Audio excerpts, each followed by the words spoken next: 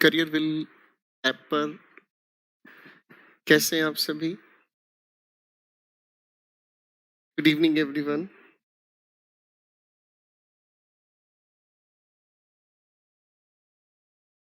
आ जाइए आप सभी।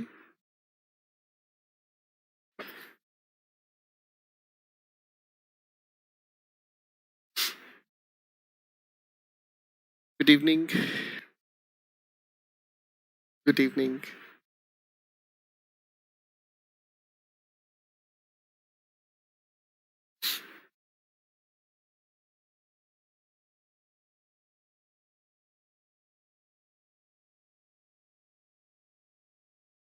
आप सभी का स्वागत है पढ़ने पढ़ाने के इस प्रोसेस में। Good evening. सभी बच्चे एक बार आ जाएं।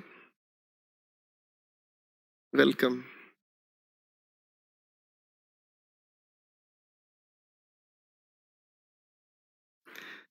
कैसे हैं आप सभी?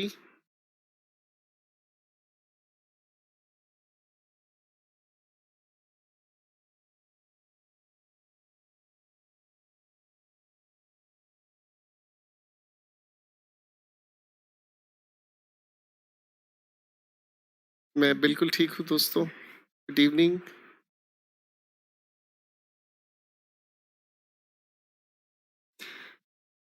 Good evening. Good evening.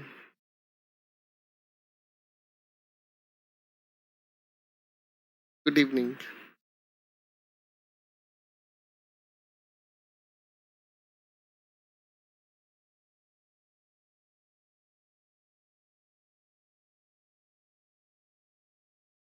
Good evening. सबसे पहले नीचे एक बहुत प्यारी लाइन आप लोगों के लिए आज है।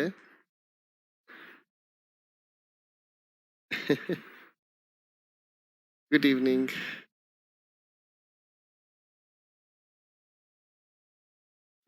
तैयारी कैसी चल रही है आप सभी की?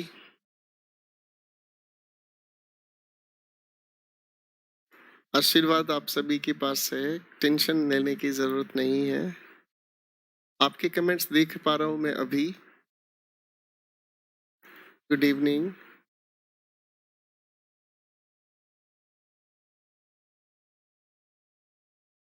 सभी के कमेंट्स दिखाई दे रहे हैं, कोई चिंता की बात नहीं है।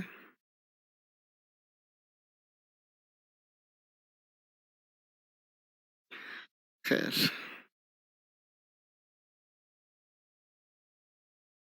अक्षय कह रहा है पैराजंबल सोल्व कर रहा हूँ एक्यूमेन से। बेटा दो अलग अलग लेवल्स हैं उसमें, और आप देखोगे तो अप्रोक्स 600 क्वेश्चंस हैं। ठीक है, जब आप उन क्वेश्चंस को थोड़ा सा ध्यान से करोगे तो बहुत बहुत ज्यादा इंप्रूवमेंट आपको महसूस होगा। ठीक है जी। गुर्जर साहब कह रहे हैं जब तक आपका साथ है तब तक तो इंग्लिश के पेपर में आग लगा देंगे। पेपर में आग नहीं लगानी भाई, पेपर में आपको अच्छा स्कोर करना है। ठीक है, अभी ऑनलाइन नहीं आ रही है, अभी तो सारी लॉकडाउन स्थिति है इसलिए कुछ भी नहीं हो पा रहा है।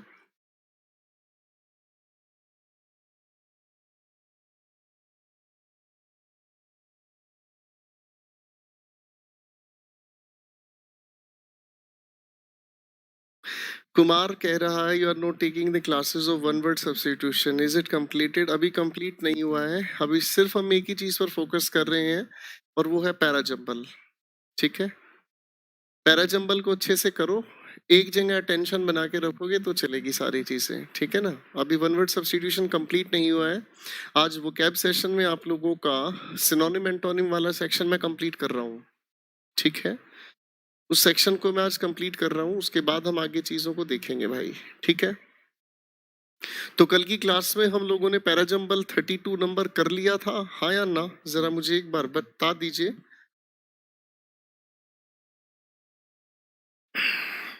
हाँ जी, चलिए बच्चों फटाफट से मुझे बताएं कि क्या हमने क्वेश्चन नंबर 32 को सोल्व कर लिया था पिछली क्लास में? एक बच्चा कह रहा है कि एसएससी के पैराजंबल 10 से 12 सेकंड्स में सोल्व हो रहे हैं। टेंशन लेने की जरूरत नहीं है, इतना सारा प्रैक्टिस मटेरियल है कि करते करते आप हो सकता है कि थक जाओगे, लेकिन हमारी तरफ से आप लोगों के अंदर हर पल इम्प्रूवमेंट हमें चाहिएगा। ठीक है जी, चलो भाई एक अगले क्वेश्चन पर काम करना शुरू करते हैं, क्वेश्चन नंबर 33। ठीक है, तो आज बातें थोड़ी सी हल्की सी ही हम लोगों ने शुरू की हैं और धीरे धीरे अपन टफ लेवल पर जाते चले जाएंगे, ये मुझे पूरी उम्मीद है। ठीक है भाई, मैं थोड़ा सा आपकी स्क्रीन के अकॉर्डिंग इसे ठीक कर देता हूँ भाई, है। Just a moment please. अभी आपकी स्क्रीन पर बिल्कुल ठीक आ रहा होगा। चलिए बच्चों, फटाफट से क्वेश्चन को ठीक करने का प्रयास करें। पैराजंबल के क्वेश्चन को जरा सोल्व करके देखें, फिर मैं डिस्कशन करूंगा इस क्वेश्चन के आंसर का।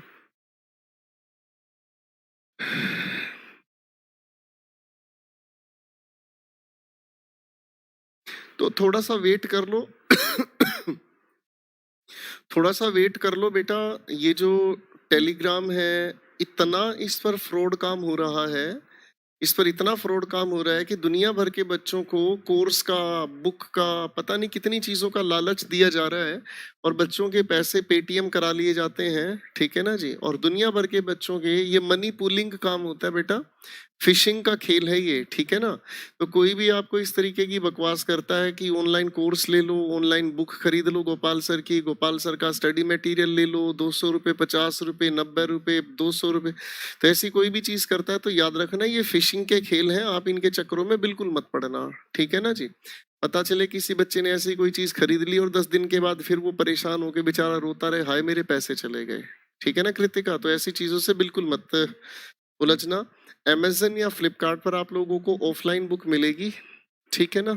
हाँ मैं इसलिए बता रहा हूँ बेटा कृतिका, आप लोगों को अभी बुक मिल नहीं रही है कहीं से भी। ठीक है ना। फाइन,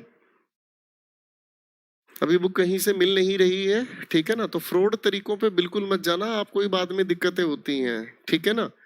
बहुत सारे ऐसे तरीके हैं, ऑनलाइन तरीके हैं, जैसे अगर मान लो कोई भी आप ऑनलाइन कोई भी गलत तरीके का ऐप डाउनलोड कर लेते हो, आपको नहीं पता कि वो आपकी कितनी पर्सनल चीजों को एक्सेस कर लेते हैं, आपकी अकाउंट डिटेल्स, आपके फोन नंबर के बेसिस पर कितने नकली और चीजें वो लोग शुरू कर देते हैं। ठीक है ना। तो आपका आधार कार्ड का नंबर भी निकाल सकते हैं, बहुत सारी चीजें एक्सेस करते हैं। तो बिल्कुल ऐसी फ्रॉड चीजों में ना जाना, बचना बच्चों इन चीजों से। ठीक है ना जी। बेशक आप ऐसा सोच के चलो कि वो चीजें आपको ऐसे ही दी जा रही हैं, लेकिन उनका कोई चीज इस दुनिया में फ्री नहीं है। जो चीज फ्री है उसके पीछे धोखा है। ठीक है ना। फ्री के चक्कर में पड़ोगे तो भैया आप अपनी पर्सनल, आपके फोन के अंदर जो इन्फॉर्मेशन है, आपको नहीं पता कि कितने दिनों के बाद उसका कहाँ मिसयूज होगा। बाकी आपकी अपनी इच्छा है। चलो बच्चों, क्वेश्चन नंबर 33 पर दिमाग लगाते हैं। किरण नाम की लड़की ने क्वेश्चन देखते ही आंसर भी बता दिया। इसे कहते हैं आंसर की साथ साथ रखकर आंसर बताने की कलाकारी। ठीक है भाई। चलो ठीक है।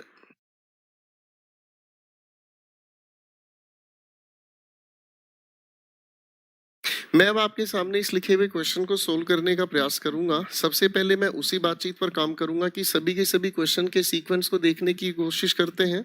तो इधर भी लिखा है सी, इधर भी लिखा है सी, इधर अगर हम देखने का काम करते हैं तो डी, इधर लिखा है ई। आप अगर इन्हीं के आखिर में देखने की कोशिश करेंगे तो बी, फिर लिखा है बी, इधर लिखा है सी, इधर लिखा है ए। आप इस सीक्वेंस को अगर मेंटेन करने की कोशिश करोगे तो सी के बाद ए, सी के बाद ई, इधर आते हैं आप तो डी के बाद बी, और इस तरफ देखते हैं तो ई के बाद सी। अब इसे देखकर एक चीज मुझे समझ में आती है, ई सी या सी ई का एक अपने आप में लॉजिक बनता हुआ नजर आ रहा है। ठीक है बच्चों। और इसी के कुछ मिलते जुलते खेल को हमें समझना है। तो क्वेश्चन हमारे सामने जो पेश हुआ, अब इस क्वेश्चन पर हम काम करने की कोशिश करेंगे।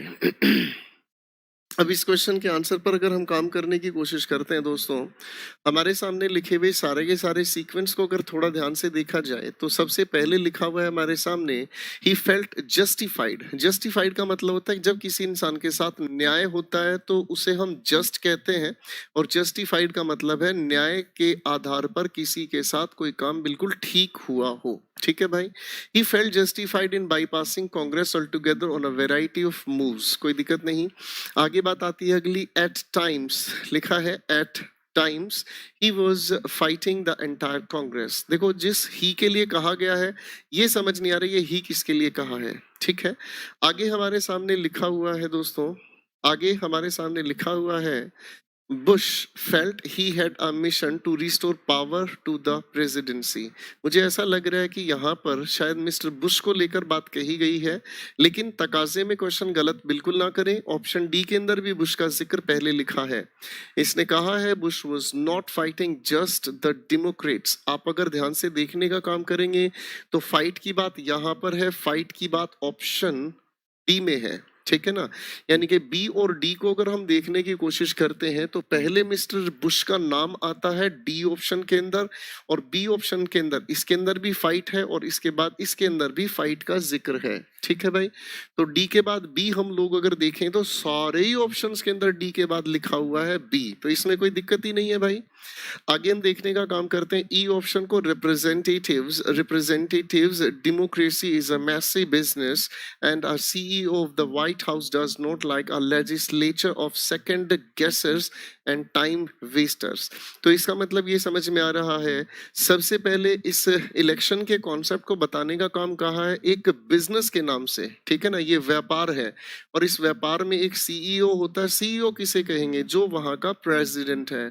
इसका मतलब ये समझ में आता है कि ई का जिक्र सबसे पहले अगर हम देखने की कोशिश करें तो भाई ये रहा आपके ई का जिक्र, बाकी किसी में ई के जिक्र को शुरुआत में लिया ही नहीं गया है, ठीक है ना।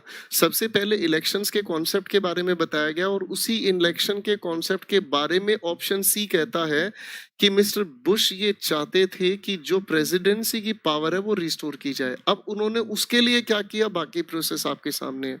तो बेहतरीन होगा हमारे पास इस डी ऑप्शन को मार्क करना, बाकी सभी आंसर्स आपकी तरफ से गलत हैं।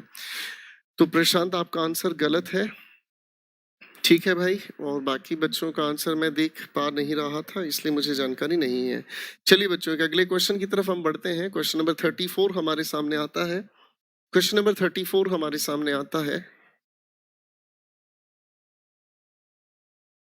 चलिए इसे मैं यही रख लेता हूँ। क्वेश्चन नंबर 34 को आंसर बनाने की कोशिश करें फटाफट से।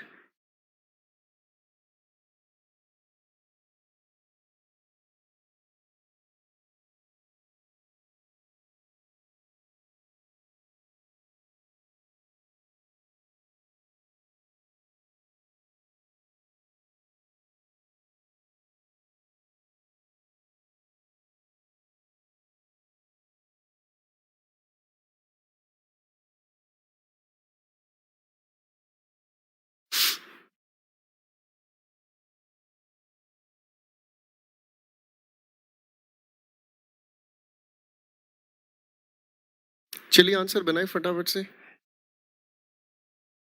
मंटू कहता है सर इसका मीनिंग समझना होगा। भाई आप मीनिंग समझो या ना समझो, इतना काम तो खुद ही करोगे ना।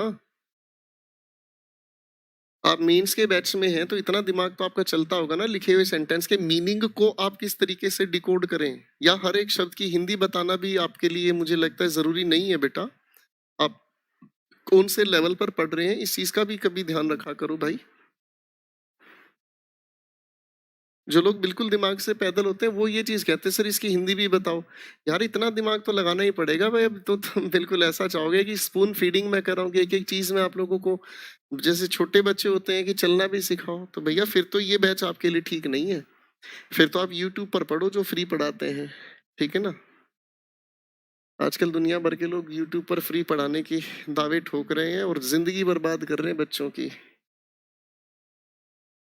ना तो खुद सोती है ना औरों को सोने देती है, और कहती है बुलाती है तो जाने का नहीं, बदतमीज। ले भाई हमारे सारे के सारे ऑप्शंस तैयार हो गए हैं और इधर लिखा है ई। देखो बच्चों अगर हम इस ऑप्शन के कंसीडरेशन पर ध्यान से देखें तो ई के बाद डी, डी के बाद ई को लेकर कुछ छोटी सी बात यहाँ कही गई है, और ई के बाद सी का भी जिक्र है, तो ये दोनों आपस में क्लैश होते हैं, ठीक है। और अगर सी के बाद डी को मैं ध्यान से देखने की कोशिश करता हूं तो ये बात संभव है कि सी के बाद डी को अगर मैं ध्यान से देखता हूं तो ये दोनों आपस में मुझे कंफ्यूज कर सकते हैं। तो खैर चलिए एक एक करके आंसर बनाने का काम करते हैं, एक एक करके आंसर बनाने का काम करते हैं, ठीक है। क्वेश्चन बच्चे अब तो रीजन लिखकर मुझे बता रहे हैं। अखिलेश कहता है डी ए का सीक्वेंस समझ आ रहा है जो बी ऑप्शन में है। कृति नाम का लड़का कहता है ऑप्शन ई में ऑर्डिनरी वेदर और पीपल के बारे में बताया है डी में ऑर्डिनरी को एक्सप्लेन किया गया है, सी में रिच को। चलो ठीक है, अब मैं एक एक करके आपके लिए क्वेश्चन को पढ़ूंगा बच्चों, फिर उसके बाद बात करते हैं। क्वेश्चन लिखा है हमारे सामने, ए ऑप्शन कहता है but this does not mean that death was the Egyptians only pre occupation. अब ये दिस किसके लिए यूज हुआ है? ए को अगर हम देखने की कोशिश करें तो ए के अंदर एक दिस नाम की चीज कही है, यानी कि दिस अपने आप में एक डिमोन्स्ट्रेटिव प्रोनाउन हो सकता है, डिमोन्स्ट्रेटिव एडजेक्टिव हो सकता है। अब हमें ये देखना है कि ये डिमोन्स्ट्रेट मीन्स पॉइंट आउट किसकी तरफ कर रहा है। ठीक है, आगे लिखा है हमारे सामने, इवन पेपिरी कम, पेपिरस का प्लूरल पेपिरी होता है, ये याद रखना। पेपिरस वो पदार्थ है जिससे पेपर बनता है। Even papyri came mainly from pyramid temples. Most of our traditional sources of information about the old kingdom are monuments of the rich like pyramids and tomb. इस शब्द की प्रोनाउंसिएशन का ध्यान रखें, TOMB की प्रोनाउंसिएशन होती है टूम। ठीक है, टूम। आगे हमारे सामने आता है जो जिक्र, उस जिक्र को अगर हम थोड़ा ध्यान से देखें, houses in which ordinary Egyptian lived have not been preserved and when most people died they were buried in simple graves. हमें कोई इसमें दिक्कत समझ में नहीं आ रही है। कुछ बात इतनी तो है, अगर ध्यान से हम देखें तो डी और सी आपस में एक सीक्वेंस बना रहे हैं। डी के अंदर ऑर्डिनरी लोगों का जिक्र कहा गया है, ठीक है जी। और अगर हम सी ऑप्शन को देखें तो ओल्ड किंगडम के जो रिच लोग थे उनके लिए पिरामिड्स या टूम बनते थे, यानी कि सी के बाद डी या डी के बाद सी का कोई सीक्वेंस बन सकता है भाई। ठीक है, आगे अगर हम देखने का काम करते हैं ऑप्शन ई को, तो ऑप्शन ई कहता है we know infinitely more about the wealthy people of Egypt than we do about the ordinary people as most monuments were made for the rich. अच्छा, ये बात अब समझ में आ रही है कि सबसे पहले अगर हम थोड़ा ध्यान से देखने की कोशिश करें तो ई ऑप्शन के अंदर मॉन्यूमेंट्स की बात कही गई है और इसके अंदर रिच और पुअर दो लोगों के लिए मॉन्यूमेंट्स की डिस्क्रिमिनेशन बताई गई है। ठीक है, ऑर्डिनरी पीपल पुअर पीपल कह सकते हैं, और इसी के बेसिस पर हम लोगों ने डिस्क्रिमिनेशन को देखने का काम किया। इसका मतलब ई ऑप्शन सबसे पहले होना चाहिए। ठीक है, अब इस ई ऑप्शन के बाद सर हम अगर कहें तो सी या डी कुछ भी पहले या बाद में हो सकता है, इससे फर्क नहीं पड़ता। ठीक है, अगर इससे फर्क नहीं पड़ता तो ये दोनों चॉइसेस हमारी डिस्कशन से बाहर है। ये दोनों की दोनों चीजें अगर देखोगे ध्यान से तो ये जो दोनों की दोनों चीजें हैं हमारे सामने, ये पैरेलल खेल खेल रही हैं, लेकिन गड़बड़ कहाँ है? इधर ए भी है और इधर बी ए है। इधर इसका मतलब इस बी और ए के सीक्वेंस को मुझे समझना होगा, और ये चीज मैं पहले ही बता चुका हूं कि इस ए के अंदर दिस का जो जिक्र है तो इसका मतलब इससे पहले कुछ और आना चाहिए, तो निर्धारित हो गया बी आना चाहिए। तो भाई बात ही खत्म होगी, हमारे पास ये आंसर अपने आप ही बन गया। बात समझ रहे? अपने आप ही आंसर बन गया, इसमें तो कोई परेशानी थी नहीं। क्वेश्चन को ऑथेंटिक तरीके से सोल्व करना सीखें बच्चों। तकाजे में आंसर बता रहे हैं, मनीषा ने आंसर ए बताया है, ठीक है भाई, अमरेंद्र ने आंसर ए बताया है, राहुल ने आंसर बी बताया है, विक्रांत ने ऑप्शन बी बताया है। तुम एक बात बताओ बेटा, इतने तकाजे में अपना आंसर बताकर कहाँ जाओगे? कॉन्सेंट्रेट करो, फिर से कह रहा हूं, हाथ जोड़कर रिक्वेस्ट कर रहा हूं, कॉन्सेंट्रेट करो। क्वेश्चन को पेशेंस के साथ पढ़ो। जल्दबाजी में आंसर दे रहे हैं बहुत सारे बच्चे, नुकसान करेंगे। मैं अपनी प्रैक्टिस सेशन कंप्लीट करके आगे बढ़ चुका हूँ, मैं आगे के क्वेश्चंस को कराऊंगा। फिर भी कई सारे बच्चे ऐसे हो सकते हैं जो कहेंगे सर हमें तो कुछ समझ में नहीं आ रहा। क्यों नहीं आ रहा? समझने के बाद दिमाग लगाना नहीं होता, उन्हें लगता है कि अपना आंसर बताकर वो बाहुबली बन जाएंगे। अरे बाहुबली तुम बन जाओगे, ये तो देख लो सामने भल्लाल भी खड़ा है, ठीक है ना? हाँ, पता चले तोता उड़ा दूं मैं। बड़े ध्यान से देखने की कोशिश करो, क्वेश्चन का आंसर सही होना चाहिए भाई। तकाजा बिल्कुल मत करो, मूर्खता मत दिखाओ। मैं हाथ जोड़ के रिक्वेस्ट कर रहा हूँ। मुझे 200 में से 200 नंबर दिखाई दे रहे हैं और आप उन्हें धीरे धीरे करके लुटा रहे हो। फिर से ध्यान से समझने का काम करें, ठीक है ना भाई? अगले क्वेश्चन पर काम करते हैं बच्चों। क्वेश्चन 35 को बड़े ध्यान से देखें, समझें और आंसर बताएं। तकाजे में कोई आंसर ना बताए भाई, मुझे बिल्कुल पसंद नहीं है। आपका एक भी आंसर गलत होता है फिर मुझे थोड़ा सा गुस्सा उठता है, बिल्कुल बुरा लगता है। कॉन्सेंट्रेट करें, पूरे क्वेश्चन को डेलिबरेटली पढ़ें, तकाजा बिल्कुल ना करें। किसी बच्चे ने घर से क्वेश्चंस पहले ही बना लिए हैं तो भी प्लीज अपना मतलब थोड़ा सा कंट्रोल करें। यहाँ पर सोल्व करके देखें बच्चों, आपके लिए मैं मेहनत कर रहा हूँ, दिमाग लगाएं भाई।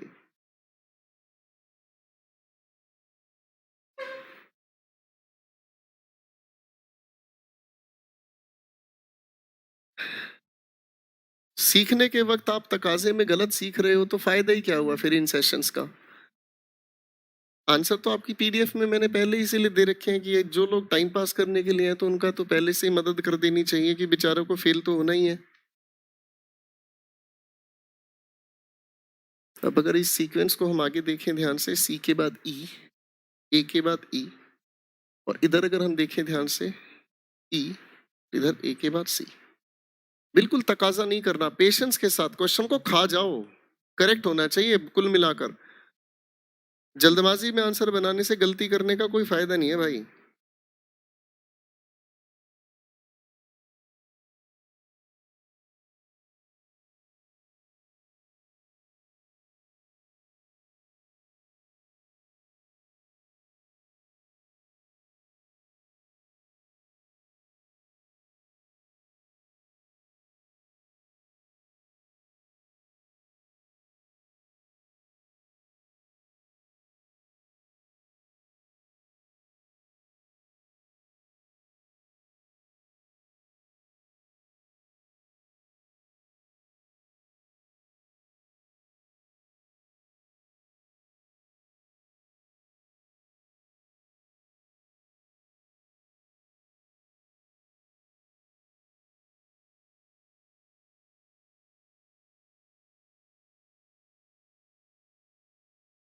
मैं देख रहा हूं काफी सारे बच्चों ने अपना आंसर बनाने का प्रयास किया है। बिल्कुल तकाजा नहीं, बस दिमाग में बैठा लो मुझे आंसर करेक्ट करना है। आप अपनी वोकैब से वॉइसेस नरेशन से टाइम बचाओगे क्यों? इन्हीं के लिए तो टाइम बचाना है। अब यहाँ पर भी तकाजा करके अगर सारे पेपर का गोबर करना है तो भाई फिर तुम्हारी इच्छा है।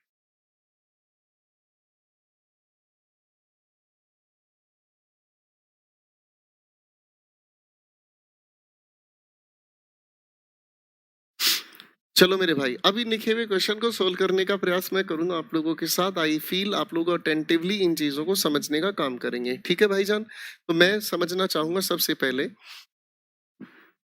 Experts such as Larry Burns, नाम है किसी इंसान का, experts such as Larry Burns, head of research at GM, reckon. Reckon का मतलब क्या होता है? कैलकुलेट करना, अनुमान लगाना, हिसाब किताब जोड़ना। Reckon that only such a full-hearted leap, leap का मतलब होता है जंप, full-hearted का मतलब जोश जोश में कदम उठाना। Full-hearted leap will allow the world to cope with the mass motorization that will one day come to China or India. Larry Burns नाम के जेंटलमैन है जो रिसर्च जीएम है, उन्होंने ये कुछ एस्टिमेट लगाया है कि ये कदम उठाने के बाद हम मोटराइजेशन लेकर एक ना एक दिन चाइना और इंडिया तक पहुंच जाएंगे। But once hydrogen is being produced from biomass और एक्सट्रैक्टेड फ्रॉम अंडरग्राउंड कोल और made from water using nuclear और renewable electricity, the way will be open for a huge reduction in carbon emissions from the whole system. आप इसे देखकर समझ रहे हैं कि ऑल्टरनेट फ्यूलिंग सिस्टम के बारे में ये बातें कह रहा है कि पेट्रोल डीजल या इन चीज़ों के अलावा क्या ऑप्शंस बनाए जा सकते हैं। तो इन्होंने हाइड्रोजन पोल्यूशन फ्री बनाने के लिए हाइड्रोजन फ्यूल का यूज करने के बारे में बात कही है। इन थियरी कहा है, in theory once all the bugs have been sorted out, fuel cells should deliver better total fuel economy than any existing engines. मुझे ऐसा लगता है शुरुआत यहीं पर कहीं पर है।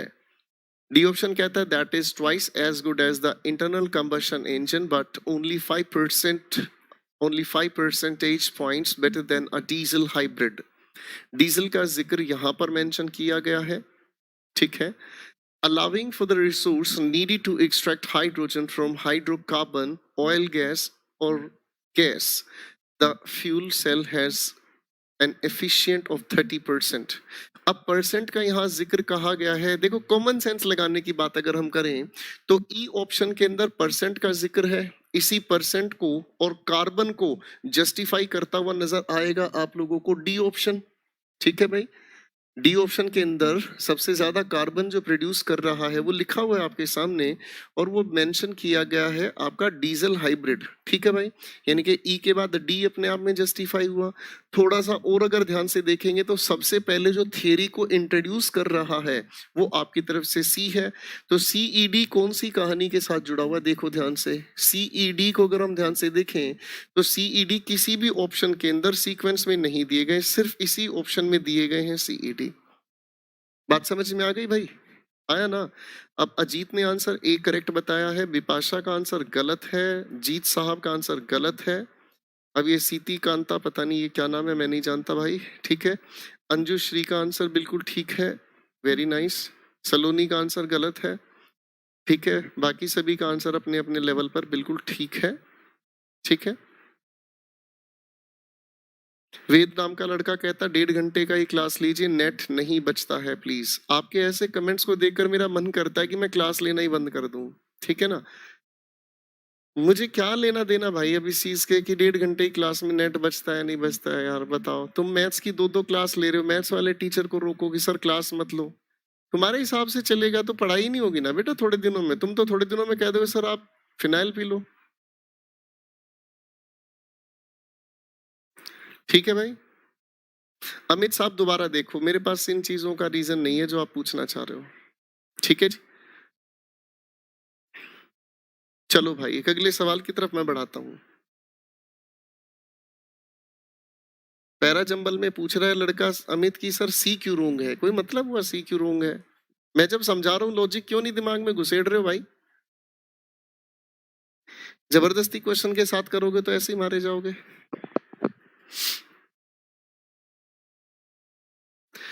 लिखे हुए क्वेश्चन पर दिमाग लगाओ भाई फटाफट से।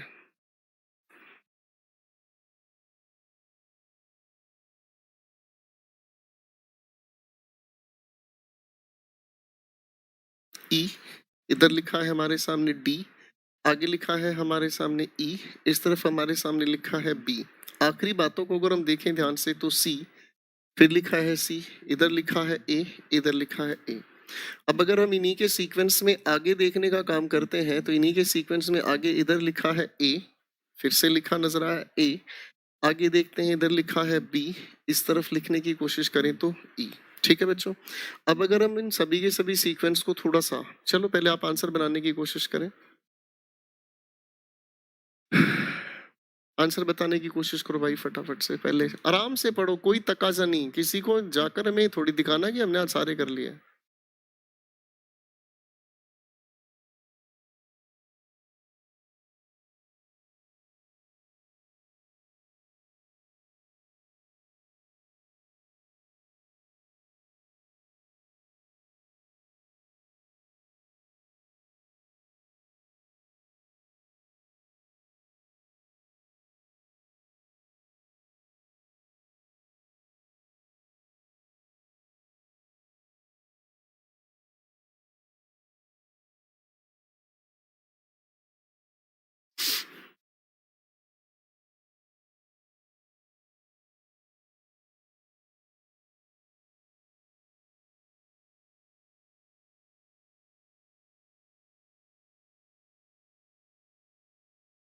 चलो जी, क्वेश्चन पर दिमाग लगाते हैं भाई। हमारे सामने लिखे हुए क्वेश्चन को अगर ध्यान से हम देखते हैं तो हमारे सामने इन सभी की सभी सीक्वेंसिंग को अगर हम देखें तो ई और बी आपस में कुछ गड़बड़ करने का प्रयास कर रहे हैं। ठीक है ना, और अगर इधर मैं देखता हूं तो ई के बाद ए, और इस तरफ देखता हूं तो ए लास्ट में, यहाँ डी और ए अपनी एक नई कहानी बना रहे हैं। तो अब अगर एक एक करके सारे ऑप्शंस को हम पढ़ेंगे तो चीजें हमें समझ आती हैं। ठीक है, क्वेश्चन लिखा है हमारे सामने 36, similarly turning to cost. Similarly कहने का मतलब क्या हुआ? अब देखो, सिमिलरली का मतलब पैरेलली कहने की बात है। अब आप पैरेलल होने वाला एक सिंबल यूज करते हैं इस तरीके से, जैसे मान लीजिए मैंने कहा A B parallel C D, तो पैरेलल होने का मतलब क्या हुआ? इससे पहले कोई और बात होनी तो चाहिए, यानी कि सिमिलरली कहने वाली स्टेटमेंट से पहले कुछ और भी तो होना चाहिए भाई। ठीक है, तो इसका मतलब इस ए वाले ऑप्शन को अगर हम देखते हैं तो ए वाले ऑप्शन का जिक्र शुरुआत में तो आना सेंसिबल है नहीं।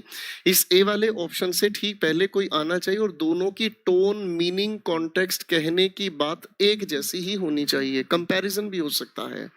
सिमिलरली टर्निंग टू कास्ट, कुछ खतरनाक शब्द है ये।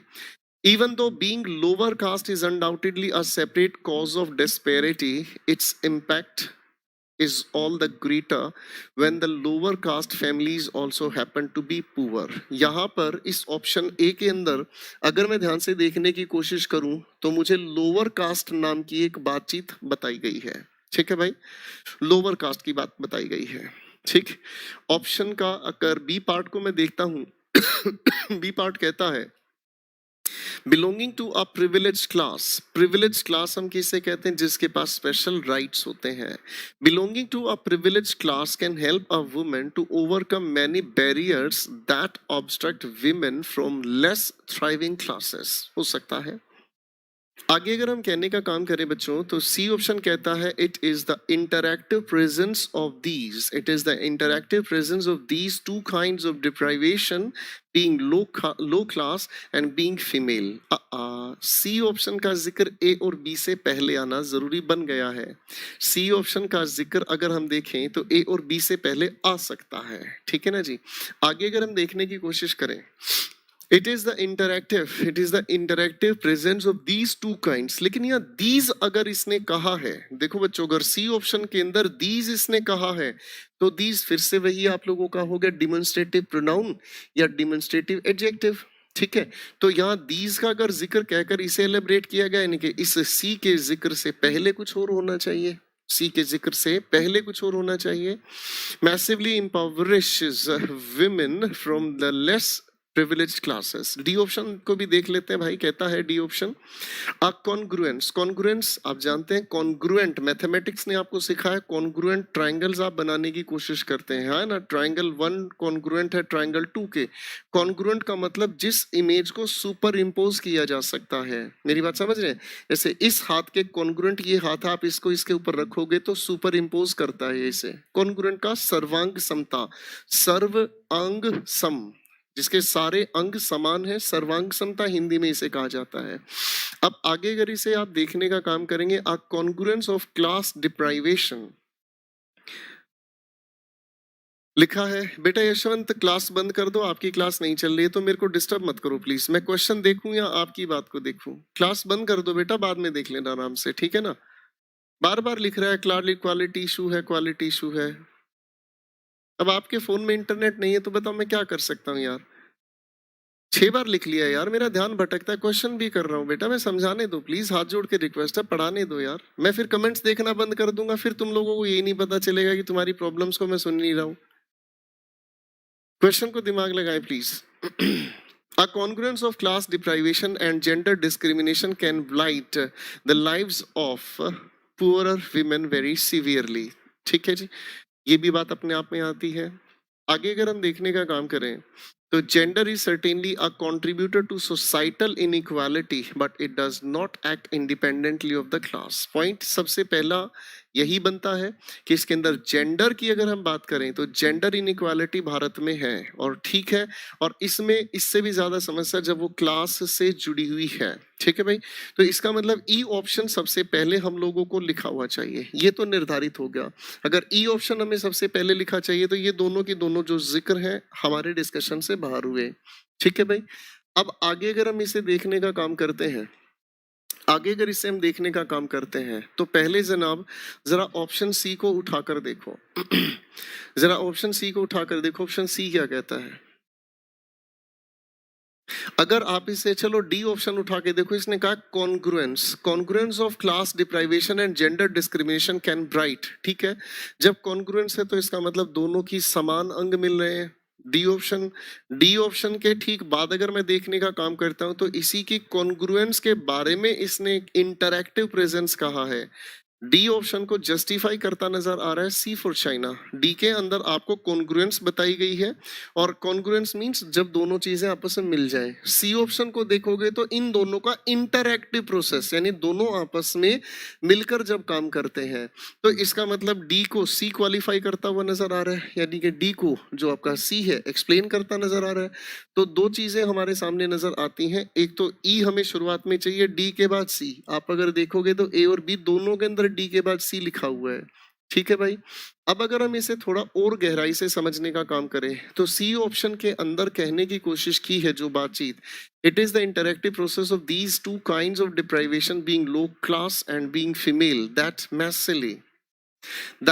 मैसिली मीन्स काफी बड़े रूप में, काफी बड़े आकार में, that massively impoverishes women from the less privileged classes. तो ठीक है जी, इसी चीज को जस्टिफाई करेंगे आप ऑप्शन ए के अंदर। ठीक है, सिमिलरली कहकर, इसी बात को सिमिलर कहकर, सिमिलर टोन, सिमिलर मीनिंग में कहा गया है ऑप्शन ए के अंदर। ठीक है, जो थोड़ी देर बाद पहले मैं आप लोगों को बता रहा था कि जब सिमिलरली का मतलब पैरेलल वाला सिंबल है, जो ये कह रहा है वही ऑप्शन ये कह रहा है, तो इस सी के बाद हमें क्या लिखा चाहिए भाई?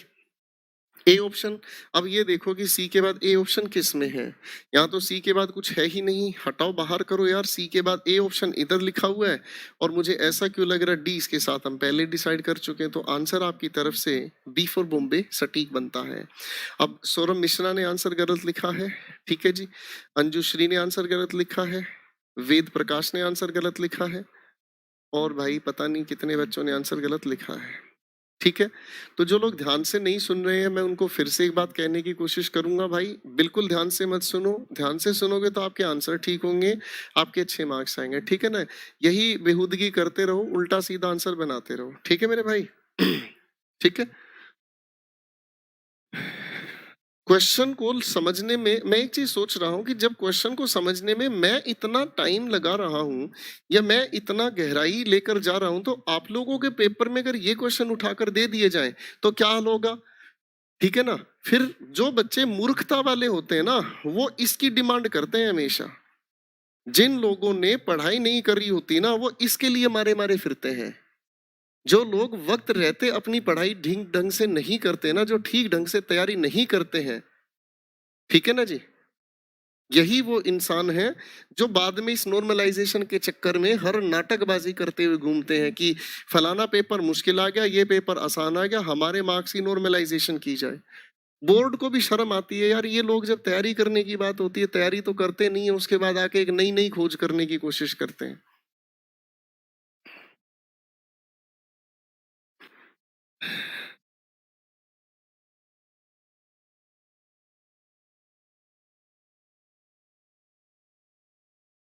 क्या आप सभी की क्लास ठीक ढंग से चल रही है? एक बार मुझे बताएं बच्चों फटाफट से।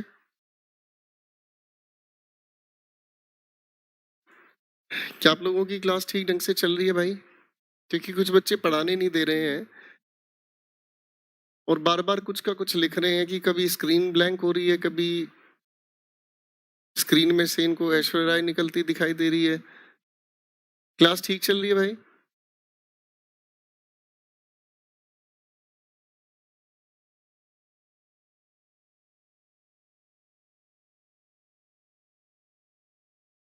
तुम लोग जिन बच्चों का है ना क्लास ठीक से नहीं चलती है, अपने भाई इंटरनेट का यूज बेवजह की चीजों में मत किया करो। तुम ये जो उल्टी सीधी चीजें देखते रहते हो ना बेटा, इससे दिमाग भी कमजोर हो जाएगा और आप भी कमजोर हो जाओगे। ठीक है ना? हाँ, तो ये लोग जो ना नालायक कहीं के इंसान है ना, ये बिल्कुल जो अपना टाइम वेस्ट करते रहते हैं यूट्यूब फेसबुक अगड़म सगड़म चीजों पे ना, इन लोगों को यही बर्बादी देखने को मिलती है। अब क्लास नहीं दिन उन्हें चलाने देते भाई, मेरे को बार बार लिख के भेजे सर क्लास ब्लैंक हो रहा है, ऐप फंस रहा है, पता नहीं कौन सी भाषा लिख रहे, ऐप कहाँ फंस गया भाई तेरे को?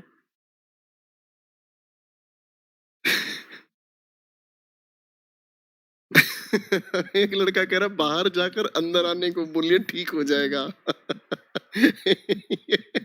ये सच में बाहर रोड पे निकल जाएंगे, बाहर निकलते इनको पुलिस वाले भाई साहब लाल बना देंगे। ठीक है, एक और कलाकार जागे हैं, वो कहते हैं क्लास की टाइमिंग नहीं आ रही है। कितने टाइम की क्लास हो रही है? ये 1957 से चल रही है बेटा क्लास, मतलब एक से एक सैंपल पड़े हैं यार, मतलब समझाओ कुछ, दिमाग चलता है कहीं और, पता नहीं कहाँ से क्या क्या सोच के आते हैं भाई। चलो भाई साहब अगले प्रश्न पर लेके चलता हूँ दोस्तों, क्वेश्चन नंबर 37 पर करते हैं, ठीक है।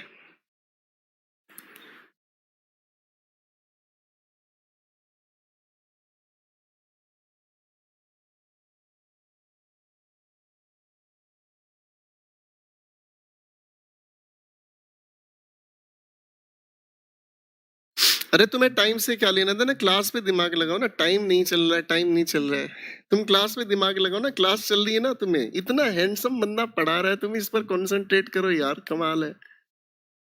बेवजह अभिषेक बाबू तुम टेंशन ले रहे हो, हैं? एक वो अभिषेक है जिसको अमिताभ बच्चन ने पैदा किया, आज तक टेंशन नहीं ली, तू टेंशन ले रहा बिना बात। मस्त रहे मेरे बच्चे, क्लास पे कंसंट्रेट कर, जो सिखा रहा हूँ उस पर दिमाग लगा। ये हो गए भाई हमारे शुरुआती ऑप्शंस।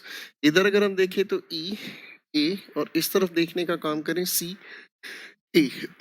जब पांच पांच हमारे सामने चॉइसेस दी होती है ना अरेंज करने के लिए बच्चों, तो हम इनके सेकंड ओपिनियन को भी कंसीडर करते हैं। बिना सेकंड ओपिनियन कंसीडरेशन के क्वेश्चन स्मूथ तरीके से नहीं बन पाता है, तो हमें वो दोनों की दोनों चीजें देखकर चलनी पड़ती हैं, ठीक है भाई। तो भाई एक बार ध्यान से, अब सारे नालायक मस्ती काटनी शुरू कर देते हैं।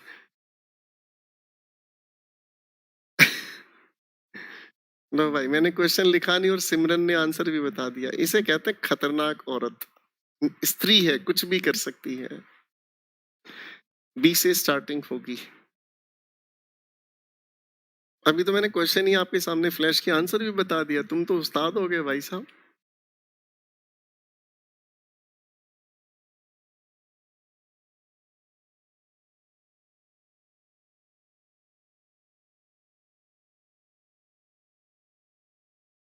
कह रहा है चीटिंग कर रही स्त्री। इस कृति लड़के ने सारा रीजन बताया, ये अच्छा बच्चा है, बहुत अच्छे बच्चे हैं आप कृति।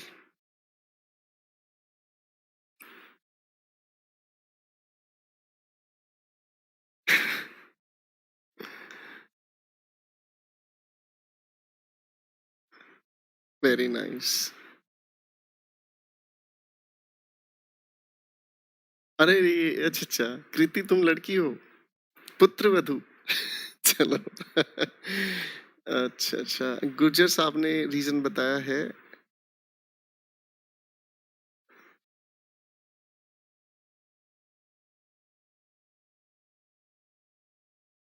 चलिए भाई, अब थोड़ा सा डिस्कस करना शुरू करते हैं। ये देखो बड़े अजीब सी बात है, किरण लड़के का नाम है, कृति लड़की का नाम है, मैं बड़ा कंफ्यूज हो जाता हूँ कि किसको क्या कहूँ। चलो ठीक है, किरण सदा सुहागन रहो, ठीक है भाई। अब मैं थोड़ा सा क्वेश्चन को समझाने की कोशिश करता हूँ, ठीक है। मेरे सामने अगर सीक्वेंस को ध्यान से देखता हूँ तो बीडी जलाइले जिगर से पिया, दोनों जगह पर बीडी जलाई पड़ी है, और इधर आपका फेवरेट बीसी। मैं इसे एक्सप्लेन नहीं करूंगा, मैं लिखे हुए क्वेश्चन पर थोड़ा सा दिमाग लगाने का काम करता हूँ भाई, ठीक है। अच्छा, हमारे सामने क्वेश्चन आता है तो थोड़ा ध्यान से देखते हैं। क्वेश्चन लिखा है हमारे सामने, अरे भाई पढ़ लो, कमेंट मत करो यार। ओ शिकारियों, पढ़ो ध्यान से। What identity is thus defined by contrast? Divergence, divergence antonym है कन्वर्जेंस का। कन्वर्जेंस जब चीजें मिलती हैं, और डाइवर्जेंस जब चीजें अलग अलग हिस्सों में बढ़ जाती हैं। With the West becomes central. अभी हमें इसके बारे में पता नहीं है किस चीज के बारे में बात कर रहा है। ऑप्शन बी कहता है इंडियन। लेडीज एंड जेंटलमैन, अगर हम इसे ध्यान से देखने का काम करें तो लिखा है Indian religious literature such as the Bhagavad Gita और द तांत्रिक टेक्स्ट। लो भाई, तांत्रिक को तुम्हारा जिक्र आ गया, ओ तांत्रिक हो नलायक हो, तुम्हारा जिक्र आ गया ये तो। मेंस के बैच में सारे के सारे तांत्रिक हैं, एक से खतरनाक खोजी बैठे हैं भाई। The tantric texts, which are identified as differing from secular writings seen as Western elicits, elicits का मतलब explanations, elicits much greater interest in the West than do other Indian writings, including India's long history of heterodoxy. आगे इसने कहने का काम किया, there is a similar neglect of Indian writing on non on non religious subjects. On non religious subject का मतलब होता है जो एंटी रिलीजियस सब्जेक्ट हैं। रिलीजन में आप जानते हैं, ठीक है, रिलीजन में आप जानते हैं कि प्याज और लहसुन को नहीं खाया जाता। हिंदू धर्म की बात मैं कर रहा हूँ, प्याज और लहसुन को नहीं खाया जाता, ठीक है। अच्छा, कोई बताएगा आप में से कि प्याज और लहसुन को क्यों नहीं खाया जाता? इस क्वेश्चन के बाद मैं पूछना चाहूंगा। तो onion religious subjects from mathematics, epistemology. Epistemology का मतलब होता है, एपिस्टेमोलॉजी का मतलब होता है ज्ञान मीमांसा। जब आप जीवन, मृत्यु, पुनर्जन्म, कर्म, भाग्य, इन चीजों के बारे में पढ़ाई करने की कोशिश करते हैं, उसे हम एपिस्टेमोलॉजी कहते हैं। And natural science to economic linguistics, ये सब आपके एंटी रिलीजियस एक्टिविटीज हैं, ठीक है। आगे एक अगली बात इसने कही है हमारे सामने, through selective emphasis that point up, ठीक है जी। आगे क्या है दोस्तों, through selective emphasis that point up differences with the West, other civilizations can in this way be redefined in alien terms which can be exotic and charming। exotic का मतलब आनंद से भरा, ठीक है। चार्मिंग का मतलब, देखो कल के मैंने आप लोगों को सिनोनिम एंटोनिम में चार्मिंग शब्द के बारे में बताया था। और else बिजारे, बिजारे means strange and terrifying, और सिंपली स्ट्रेंज एंड एंगेजिंग, कोई बात नहीं। आगे इसने कहने का जो काम किया है उसे भी देख लेते हैं। The exception is Kama Sutra in which Western leaders have managed to cultivate an interest, ठीक है जी। यहाँ पर बेसिकली भारतीय साहित्य के बारे में बात कही है, ठीक है। भारतीय साहित्य की बात कही गई है और इस भारतीय साहित्य के कई मूल हैं, ठीक है। जिसमें आप जैसे देखने की कोशिश करें तो सबसे पहला जो जिक्र है वो भागवत गीता है और एक तरफ तांत्रिक टेक्स्ट है। तो भागवत गीता रिलीजन को जस्टिफाई करता हुआ नजर आ रहा है और तांत्रिक टेक्स्ट एंटी रिलीजन की बात करता है, ठीक। अब इसी चीज को अगर हम देखने का काम करें तो इसी बी ऑप्शन को सी जस्टिफाई कर रहा है, जिसके अंदर अनियन रिलीजियस सब्जेक्ट कहा गया है, ठीक है भाई। और इस डी वाले मतलब बी के बाद अगर सी वाले ऑप्शन को देखें तो ये जस्टिफाइड है। सी वाले ऑप्शन को ही अगर आप ध्यान से देखने का काम करें तो इसने वेस्टर्न लर्नर्स के बारे में जो कहने का काम किया है, वेस्टर्न, पहले मैं एक बार लिख लेता हूं आपकी तरफ से। सबसे पहले ऑप्शन बी का जिक्र किया है, इसी को जस्टिफाई ऑप्शन सी कर रहा है, ठीक है जी। यहां तक कोई दिक्कत नहीं। अब देखो ए ऑप्शन को अगर आप देखने की कोशिश करोगे तो ऑप्शन ए के अंदर आपको कॉन्ट्रडिक्शन बताने का काम किया गया है ना जी, कंट्रास्ट बताने का काम किया गया, डाइवर्जेंस बताया गया है जो वेस्ट में आपके सामने है। और इसी वेस्ट की या इसी वेस्टर्न की बातचीत अगर हम ध्यान से देखने की कोशिश करें तो इसी वेस्टर्न को जस्टिफाई करता हुआ आपको एक और ऑप्शन नजर आता है और वो है आपका डी, ठीक है ना जी। यानी कि डी के बाद आपका ए ऑप्शन कंफर्म होता हुआ नजर आ रहा है, ठीक है भाई। डी के अंदर वेस्ट का जिक्र है और कंट्रास्ट ए ऑप्शन के अंदर बताया गया है। तो बी के बाद सी ऑप्शन और डी के बाद ए ऑप्शन, देखना बेटा कौन से ऑप्शन में है। बी के बाद सी अगर हम देखने की कोशिश करें तो भैया यहां से बाहर हो गया।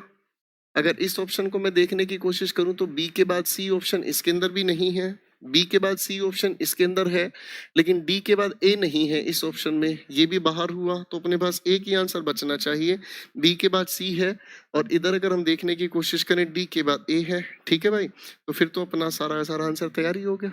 डी फॉर दिल्ली आपकी तरफ से करेक्ट आंसर हुआ, ठीक है जी। रजत कुशवाहा ने आंसर ए बताने की कोशिश की है जो कि आंसर गलत है, और सिर्फ 6-7 स्टूडेंट्स ने इस बात का आंसर देने का काम किया है, ठीक है।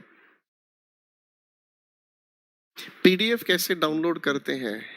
पीडीएफ डाउनलोड करने के लिए मैं आपको हेल्पलाइन नंबर देता हूं 1800-786-420-9211, ठीक है बेटा। ये नंबर है डोनाल्ड ट्रंप का, ठीक है। ये डोनाल्ड ट्रंप का नंबर है, इस पर कॉल करके देखना, ठीक है, नहीं आपको तुरंत बताएंगे, ठीक है भाई। कुरुक्षेत्र में जब महाभारत का युद्ध हुआ था तब खून जैसी मिट्टी हो गई थी और उस मिट्टी पर कोई फसल नहीं उगा पा रहा था। उस समय लहसुन और प्याज उग गए थे, इसलिए नहीं खाते हैं। बिल्कुल गलत आंसर विक्रांत, बिल्कुल गलत आंसर।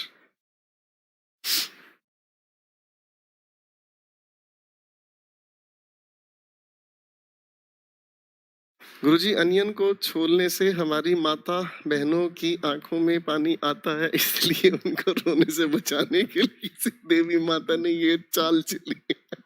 वाह गुजर देवता वाह, बहुत खतरनाक आंसर होता है। बहुत खतरनाक आंसर दे रहे। अरे भाई साहब, तुम तो बड़े जुल्मी इंसान हो यार। तामसिक भोजन है, सौरभ ने करेक्ट आंसर दिया, पर ये पूरी तरह से करेक्ट आंसर नहीं है सौरभ।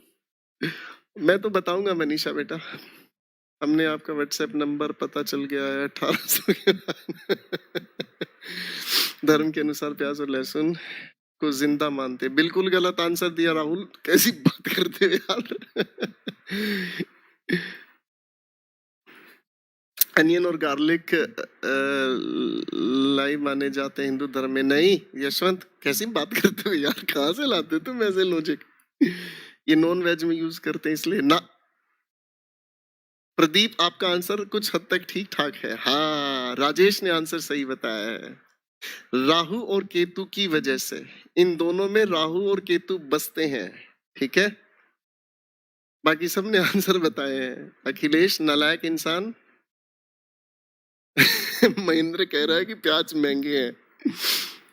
देवी माता को पता था प्याज का प्राइस ज्यादा होगा, इसलिए पहले से ही मना किया था। नहीं नहीं नहीं नहीं, ये राहु और केतु के रूप माने जाते हैं। राहु और केतु से ये उत्पन्न हुए हैं, और राहु और केतु धार्मिक किसी भी गतिविधि में ठीक नहीं माने जाते।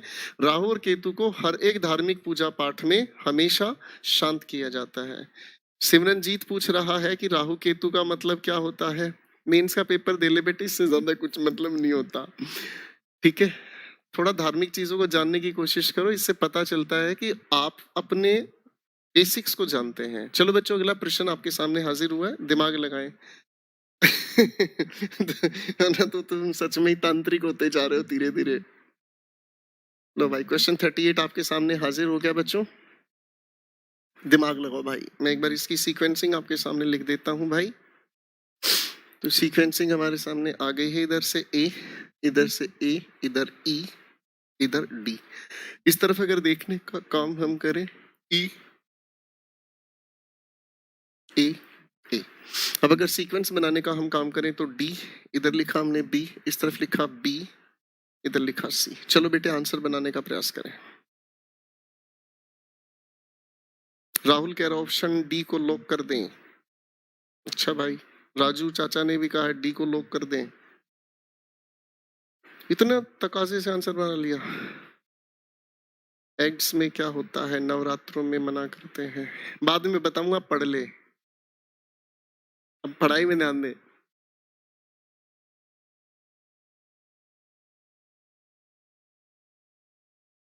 ये पता नहीं क्या नाम है इस बच्चे का, यालसिन पता नहीं क्या नाम है इसका, इसने ए ऑप्शन को लॉक किया है। नितिन ने डी ऑप्शन को 200% कह दिया है। खुशबू ने डी ऑप्शन को लॉक किया है।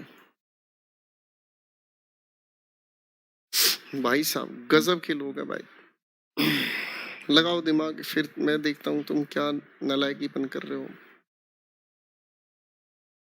तेरे लिए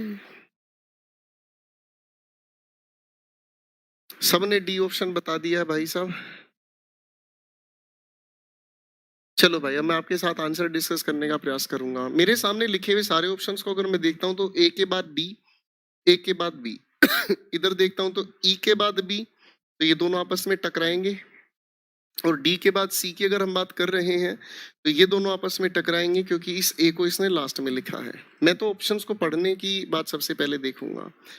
अब एक एक करके क्वेश्चन को ध्यान से देखने का काम करते हैं। This is now orthodoxy to which I subscribe up to a point.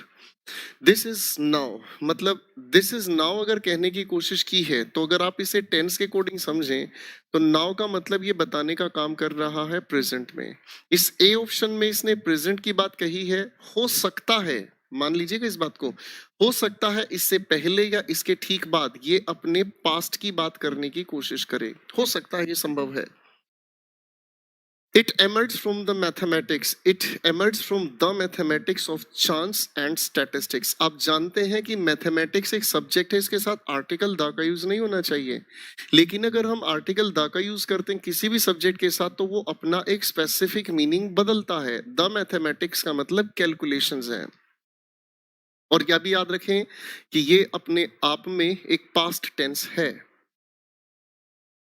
Therefore the risk is measurable and manageable. अब ये रिस्क किस चीज का है मुझे ये समझ नहीं आया, देखना होगा रिस्क किस बात का है। ऑप्शन डी कहता है the fundamental concept prices are not predictable, the prices are not predictable but the mathematical laws of chance can describe their fluctuations. अब मैथमेटिक्स ने जो लॉ ऑफ चांस है उसी चीज को प्रोबेबिलिटी के नाम से बताया है। आगे का है this is how what business schools now call modern finance was born. This is how. अच्छा जी, अब अगर हम ध्यान से देखेंगे दिस इज हाउ किस तरीके से business of schools now modern time में ओरिजिनेट हुए, तो अगर आप ध्यान से देखोगे तो अगर ऑप्शन बी ध्यान से देखो पहले, ऑप्शन बी कहता है क्या चीज शुरुआत हुई मैथमेटिक्स ऑफ चांस यानी कि प्रोबेबिलिटी से और स्टैटिस्टिक्स से, और इसी के बेसिस पर मॉडर्न स्कूल जो बिजनेस बढ़ाते हैं वो मॉडर्न फाइनेंस सिस्टम बनाने का काम करते हैं। यानी कि ये चीज समझ में आ रही है कि बी के बाद तो मुझे ई लिखा हुआ नजर आना चाहिए, बी के बाद मुझे ई लिखा नजर आना चाहिए, और उस कायदे से बी के बाद ई लिखा नजर आना चाहिए। एक मिनट रुको, this is how what business schools now it emerge from the, ना ना ना ना ना, उल्टा हो गया, उल्टा हो गया, पहले ई और उसके बाद बी, उल्टी बात हो गई। ठीक है ना जी, पहले इसने बिजनेस के बारे में बात किया है और इसके एमरजेंस, इसके एमर्ज होने के बारे में बताने का जो काम किया गया है ना, इसके एमर्ज होने के बारे में जो बात की गई है वो एमर्ज होना बताया गया है ऑप्शन बी के अंदर। ठीक है, यानी कि ई के बाद बी मुझे लिखा हुआ चाहिए। पहली बात तो ये हो गई। अब इसने कहने की जो कोशिश की है there for the risk is measurable and manageable, अगर थोड़ा और ध्यान से देखें तो डी ऑप्शन को उठाओ पहले, द फंडामेंटल कॉन्सेप्ट, क्योंकि शुरुआत तो कॉन्सेप्ट बताने की ही हो गई। ठीक है ना जी, fundamental concept prices are not, fundamental concept prices are not, मैं उलझ गया यार देखने में, इसमें तो मैं उलझ गया भाई। The fundamental concept prices are not predictable, कि किसी भी चीज की कीमत को प्रेडिक्ट नहीं किया जा सकता, ये बात कही गई। मैथमेटिकल लॉ कहता है कि चांसेस को हम डिस्क्राइब कर सकते हैं प्रोबेबिलिटी के आधार पर। ठीक, अगर आप इस डी वाले ऑप्शन को देखें तो डी के आधार पर ही इसने रिस्क को जस्टिफाई किया है, यानी कि डी वाले ऑप्शन के अंदर जो इसने फंडामेंटल थ्योरी बताई इसी के बेसिस पर रिस्क को कैलकुलेट किया जा सकता है। दो चीजें और सामने आ गई, एक ई के बाद बी मुझे चाहिए, ठीक है, और एक मुझे लिखा हुआ चाहिए क्या चीज, डी के बाद सी। अगर ई के बाद बी देखता हूं तो किसी भी ऑप्शन में नहीं है, ई के बाद बी लिखा हुआ और डी के बाद सी लिखा हुआ, यानी कि आपकी तरफ से B for Bombay option answer है। तो आप में से कौन कौन वो मूर्खानंद है जो थोड़ी देर पहले कहीं डी कह रहे थे कहीं बी कह रहे थे? भाई देखो, इस बात का मुझे फिर से दुख हो रहा है देखकर कि आप लोग क्वेश्चन को नहीं पढ़ना चाहते, आप लोग क्वेश्चन को बिल्कुल ध्यान से नहीं पढ़ना चाहते और क्वेश्चन को बिना पढ़े आंसर बताने की कोशिश करते। भैया इस तरीके से तो प्रोसेस आपका सक्सेसफुल हो नहीं पाएगा।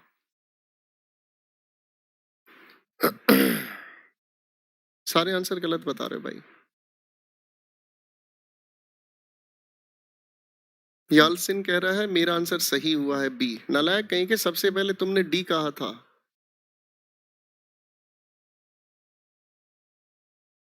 मनीषा कह रही है 200% वाले भी 1% हो गए। ये सारे नालायक इंसान हैं। चलो भाई अगले सवाल पर दिमाग लगाओ ध्यान से। किसी का भी एक का भी आंसर गलत हो गया ना, अब की बार मैं पूरी क्लास के सामने उसकी धज्जी उड़ाऊंगा। ठीक है ना, ऐसे बिना बेइज्जती के तुम समझोगे नहीं।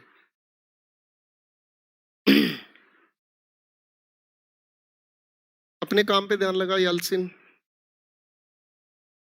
क्वेश्चन को सोल्व कर। अब की बार जिसने भी गलत किया ना उसकी पूरी क्लास में धुआंधार बैटिंग करूंगा बिल्कुल, आज उसको मैं कोहली वाले शब्द बोलकर सुनाऊंगा। करो भाई आंसर फटाफट से।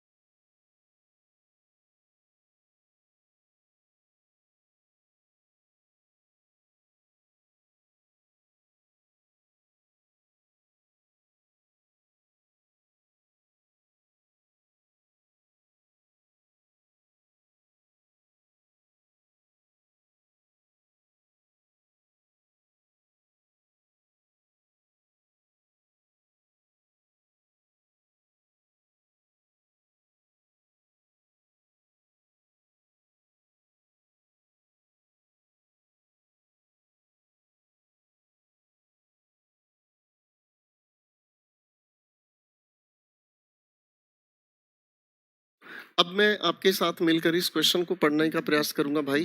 क्वेश्चन को थोड़ा ध्यान से देखें और सवाल है हमारे सामने। In America highly educated women who are in stronger position in the labor market than less qualified ones have higher rates of marriage than other groups. What a nice passage. ठीक है, सबसे खूबसूरत बात ये लिखी है कि इस लिखी बातचीत में ये बताया जो लेबर मार्केट में सबसे स्ट्रॉन्ग पोजीशन पर है उनकी शादी के चांसेस ज्यादा होते हैं उन औरतों की बजाय, ठीक है ना जी, जो दूसरे ग्रुप से बिलोंग करती हैं, क्वालिफाइड हैं। B option, some work supports the Becker thesis and some appears to contradict it. कुछ लोग बैकर थीसिस को सपोर्ट करते हैं, कुछ कॉन्ट्राडिक्ट करते हैं। अब ये किस कॉन्टेक्स्ट में कहा गया, मुझे यही मिल गया तो मेरा आंसर अपने आप तैयार हो जाएगा। And as with crime it is equally inconclusive. Inconclusive का मतलब कंक्लूसिव हो गया और इनका मतलब शामिल होना, इनसाइड होना। यहां लिखा है and as with crime it is equally inconclusive. Crime में ऐसा जबकि नहीं है, कैसा नहीं है ये देखना पड़ेगा। सी से पहले डेफिनेटली कोई और इंफॉर्मेशन हमें चाहिए। But regardless of the conclusion of any particular piece of work, it is hard to establish convincing connections between family changes and economic factors using conventional approaches. Conventional रूढ़िवादी।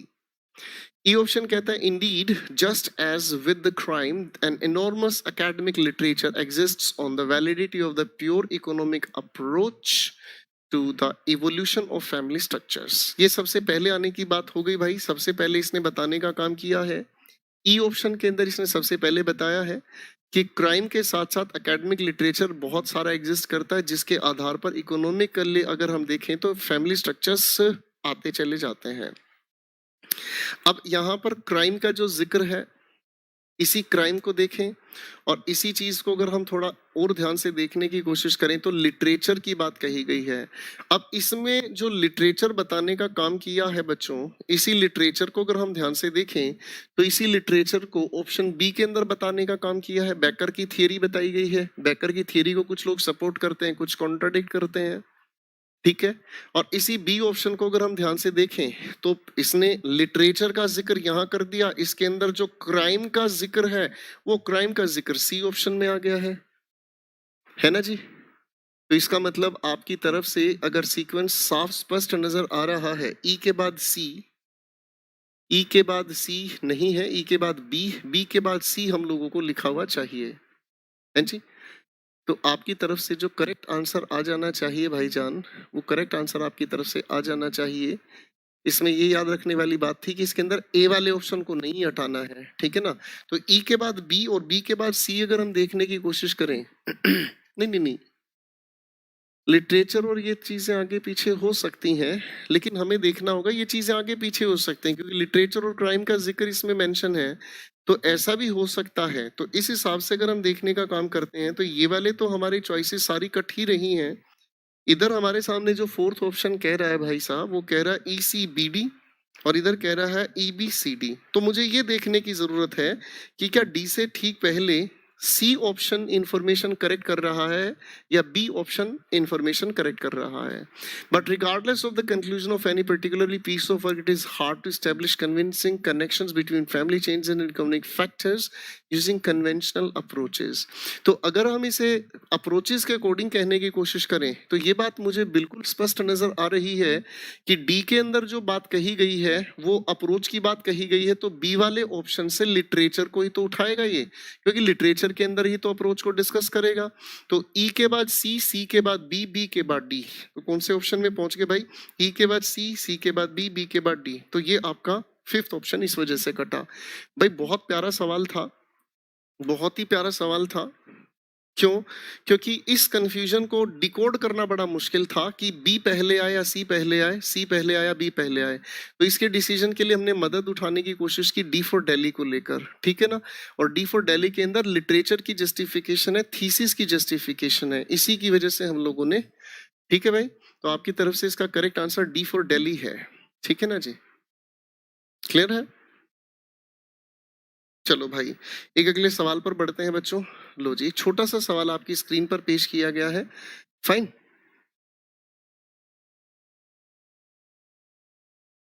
एक गधा इंसान कह रहा है सर मेरा आंसर ठीक था पर मैंने आपको बताया नहीं। यही काम पेपर में करके आना, पूरे के पूरे क्वेश्चंस को ना पेपर में सोल्व कर लेना, लेकिन आंसर कीवर्ड मत लिखने की कोशिश करना, ठीक है ना बेटा? बेवकूफ इंसान, एक से एक सैंपल भरे पड़े हैं। कोरोना देख के मर जाए इन लोगों के वो सैंपल है ये। कोरोना देख के सुसाइड कर लेगी यार, ये भी तरीके का कोई सोच सकता है? कह रहे मेरा आंसर नहीं बताया। तांत्रिक हो तुम, थोड़ा बड़ा करो, इससे बड़ा नहीं होता भाई। मैं और कोशिश करता हूँ मेरे भाई, देखने की कोशिश करता हूँ। अगर इससे बड़ा मैं करूंगा तो फिर मैं आपकी स्क्रीन से हट जाऊंगा। चलो फिर भी प्रयास करते हैं बच्चों के लिए, तो मेरा स्क्रीन पर होना या ना होना क्या फर्क पड़ता है। बेटा ये कैट का 2007 का प्रश्न है।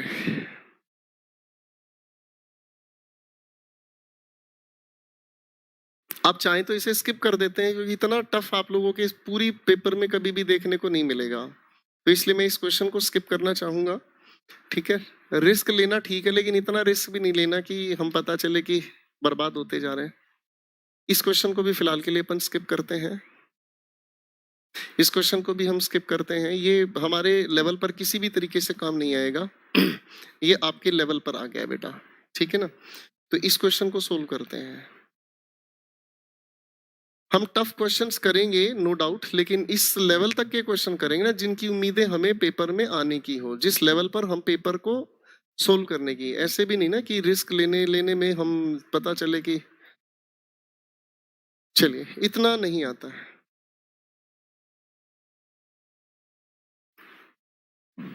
लो भाई, क्वेश्चन नंबर 43 आ गया आपके सामने, अब सोल्व करके दिखाओ रहे।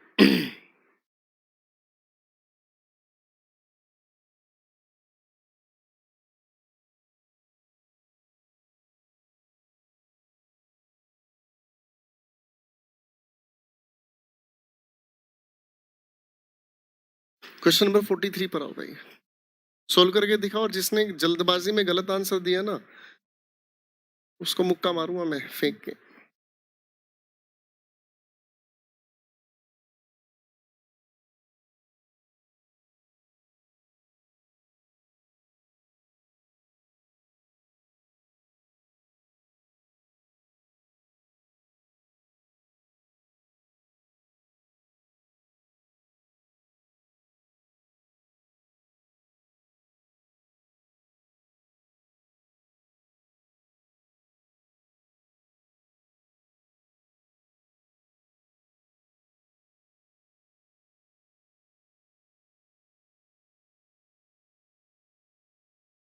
हाँ भाई।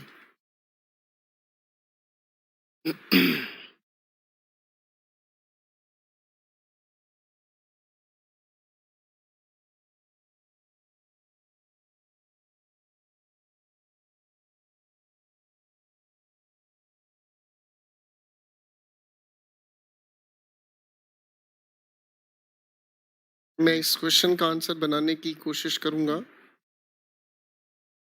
और इस पीडीएफ को सोल्व मैं करा रहा हूँ भाई साहब। इसके बाद जो दूसरी पीडीएफ वो आप लोगों को खुद करनी है, ठीक है बच्चों? उसकी अपनी प्रैक्टिस करनी शुरू कर देना, इसको कंप्लीट मैं करा ही रहा हूँ, ठीक है ना? इसके अलावा जो आप लोगों को पेपर दिए जा रहे हैं, प्रैक्टिस शीट दी जा रही है टेलीग्राम चैनल पर, उसके भी आप अपनी प्रैक्टिस करते रहें, ठीक है ना? इसके बाद फिर मैं कॉम्प्रिहेंशन वाला दूसरा सेक्शन उठाऊंगा, हो सकता है मैं क्लोज टेस्ट उठाऊं, हो सकता है मैं कुछ और उठाऊं, ठीक है भाई? ऑप्शंस को देख लेते हैं। ई ई इस ऑप्शन की अगर हम बात करें तो ई, और इधर हमारे सामने आता है ए। एफ, एफ कौन सा ऑप्शन आ गया मेरे भाई? एफ ऑप्शन भी है, अरे बाबा बहुत दूर निकल गए यार, इतनी दूर तक तो जाने की सेंस नहीं थी हमारी। अब तो भाई गड़बड़ होगी आप लोगों से, ये ज्यादा टफ क्वेश्चन उठा दिया भाई। बच्चे सोच रहे होंगे सर जान लोगे क्या, कहने वाले हैं बस जान लोगे क्या। और ये तो सारे बच्चे आंसर बना रहे हैं, मैंने सोचा ये तो परेशान हो जाएंगे, पर ये तो आंसर बना रहे हैं। तुम तो सारे खतरों के खिलाड़ी हो यार। चलो भाई आंसर बनाने का प्रयास करते हैं। जैसे जैसे संख्या बढ़ती चली जाए पहले और आखिरी वाले ऑप्शंस को साथ साथ जोड़ते चले जाना। यहाँ पर आपका इधर आपकी तरफ से FC और इधर से हो गया आपका FB और इधर हो गया आपकी तरफ से BE। अब एक एक करके इनको देख लेते हैं, ठीक है बच्चों। तो हमारे सामने लिखे हुए क्वेश्चन पर दिमाग लगाते हैं। क्वेश्चन 43 कहता है, क्वेश्चन 43 कहता है, although there are long regional variations it is not infrequent। इन जुड़ने की वजह से नेगेटिव बनता है frequent शब्द। infrequent to find a large number of people sitting here and there and doing nothing। ठीक है, रीजनल वेरिएशन की वजह से, रीजनल वेरिएशन मतलब क्षेत्रीय आधार के ऊपर जो परिवर्तन देखने को मिलते हैं, ये मतलब हमारे लिए कोई नई बात नहीं है कि काफी सारी संख्या में जो लोग इधर उधर बैठे हुए दिखाई देते हैं, करते कुछ है नहीं। बट वंस, अगर हम इसे देखने का काम करते हैं, लिखा है but once in office they receive friends and relatives who feel free to call any time without prior appointment. लेकिन एक बार ऑफिस में ऐसा देखने को मिला, दे रिसीव फ्रेंड्स। अब ये दे किसके लिए यूज हुआ है? हो सकता है उन लोगों के लिए हो जो आपके ऑप्शन ए के अंदर बताए गए हैं। आगे पढ़ते हैं। While working, one is struck by slow and clumsy actions and reactions in different attitudes, procedures, rather than outcome orientation and the lack of consideration for others। यहाँ पर किसी एक इंसान की बात कही है कि कभी कभी वो ऐसे इंसान से टकरा जाता है जो स्लो होते हैं, भद्दे एक्शंस होते हैं, जिनके रिएक्शंस भी बड़े अजीब होते हैं, एटीट्यूड भी असामाजिक होते हैं। सी ऑप्शन और बी ऑप्शन की अगर हम बात करें तो कुछ मेल खाते हुए नजर नहीं आ रहे हैं, पर फिर भी हम आगे देखेंगे इसे। डी ऑप्शन कहता है even those who are employed often come late to the office and leave early unless they are forced to be punctual. बहुत सारे ऐसे लोग हैं, बहुत सारे ऐसे लोग हैं जो लोग टाइम से आते नहीं और जल्दी भागते हैं। कितनी बार उन्हें कहा जाए लेकिन वो कभी पंक्चुअल नहीं होते। आप अगर देखेंगे तो ऑप्शन बी और डी आपस में कुछ तालमेल बना रहे हैं, ठीक है ना जी। ऐसे लोगों को ही दे कहा गया है। ऐसे लोगों को पास अगर किसी भी समय प्रायर अपॉइंटमेंट कोई फोन आ जाए, रिलेटिव अगर आ जाए, तो वो हमेशा फ्री रहते हैं उन लोगों के लिए। तो इससे समझ में आता है कि डी और बी आपस में तालमेल बना रहे हैं। डी इंसानों की बात कही जा रही है और उनकी हरकत इस बी के अंदर जस्टिफाई की गई है। आगे लिखा है those even those who are employed often come late, ये बता चुका हूं मैं। Work is not intrinsically valued in India. Bharatvarsh में काम को इंट्रिंसिक वैल्यू की तरह से नहीं माना जाता। इंट्रिंसिक का मतलब जो एक इंसान के व्यवहार में समाहित हो। मैंने आपको सिनोनिम्स वाली कैटेगरी में शब्द बताया था। तो इसका मतलब मुझे ऐसा लग रहा है कि ई ऑप्शन सबसे पहले हमें चाहिएगा। ठीक है ना, क्योंकि यहाँ काम की अंदर कुछ मूल्य नहीं हो, तो ऐसा हम भारत में देखते हैं कि काम के अंदर लोगों के अंदर मूल्य नहीं है। मूल्य का मतलब सिद्धांत।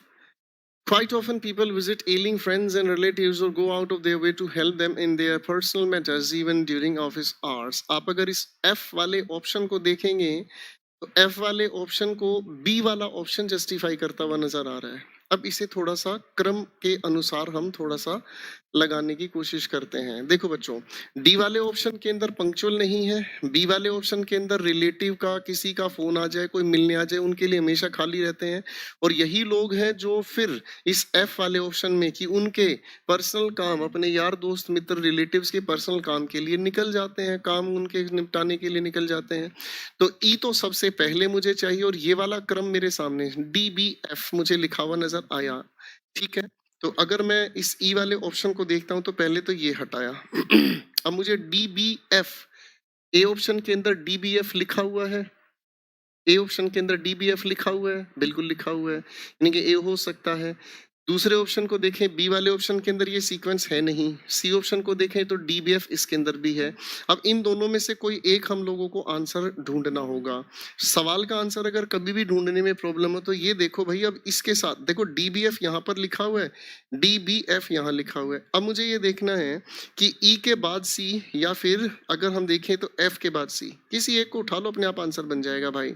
ठीक है भाई, अब एक एक करके आंसर बताने का काम करते हैं। ई के बाद सी को जांचते हैं। ई कहता है work is not intrinsically valued in India although there are large number. अब देखो यहाँ पर ऑल्दो जब कहा जाता है जब कॉन्ट्रडिक्शन की बात कही हो, ठीक है ना।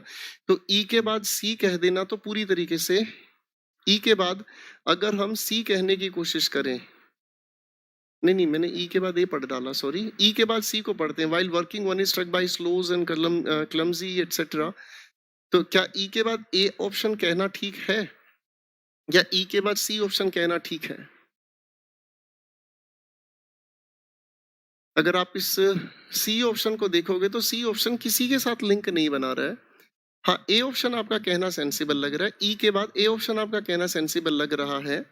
ठीक है ना जी? एक तो भारत के अंदर कोई मूल्यवान इंसान नहीं जो अपने काम को काम वाली इज्जत दे। फिर इसी को ए वाले ऑप्शन ने कहा कि दुनिया भर के लोग बैठे जरूर मिलते हैं लेकिन काम कोई नहीं करता। तो ई के बाद ए वाला ऑप्शन जस्टिफाई इसी ऑप्शन के अंदर देखने को मिल रहा है। आपकी तरफ से ये आंसर करेक्ट हुआ, बाकी सभी ऑप्शंस बाहर हुए। ठीक है भाई।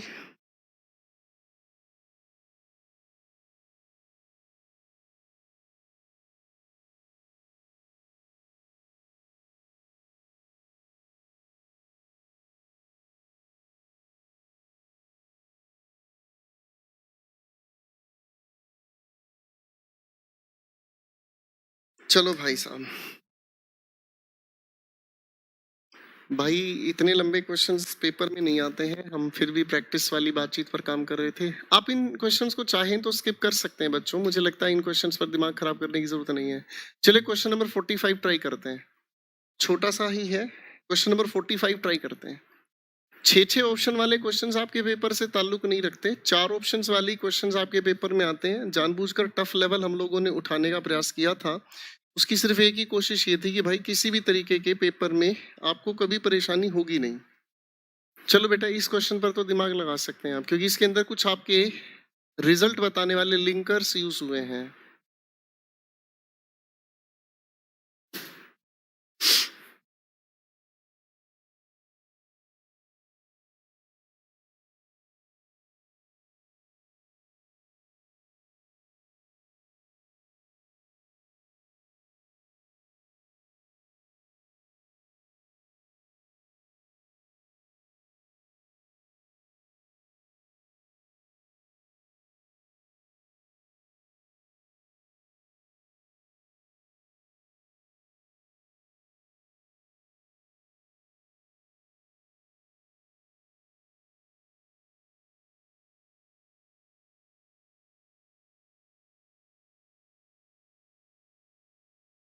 लो जी, क्वेश्चन ही बड़ा खतरनाक लेवल पर उठा दिया है। सारे ऑप्शंस की शुरुआत के अंदर ए फॉर एप्पल दे दिया है भाई, पहले से ए फॉर एप्पल दे दिया है।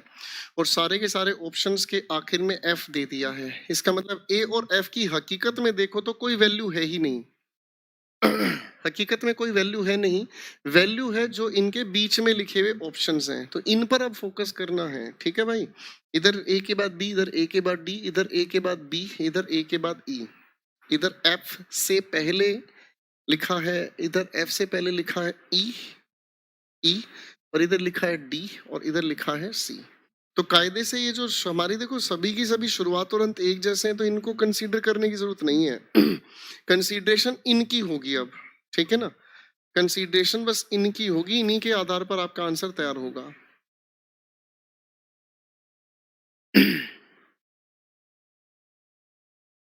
तुम आंसर बता रहे हो बिना लिंक बताए। शास्त्रों में इसे छल कपट कहा जाता है। दुशासन हो तुम? बताओ भाई। मैं आंसर पढ़ने का काम करता हूँ। Branded disposable diapers, branded disposable diapers, आपके पेपर में ये क्वेश्चन आता है। और क्वेश्चन के अंदर होता क्या है मैं आपको बता देता हूँ।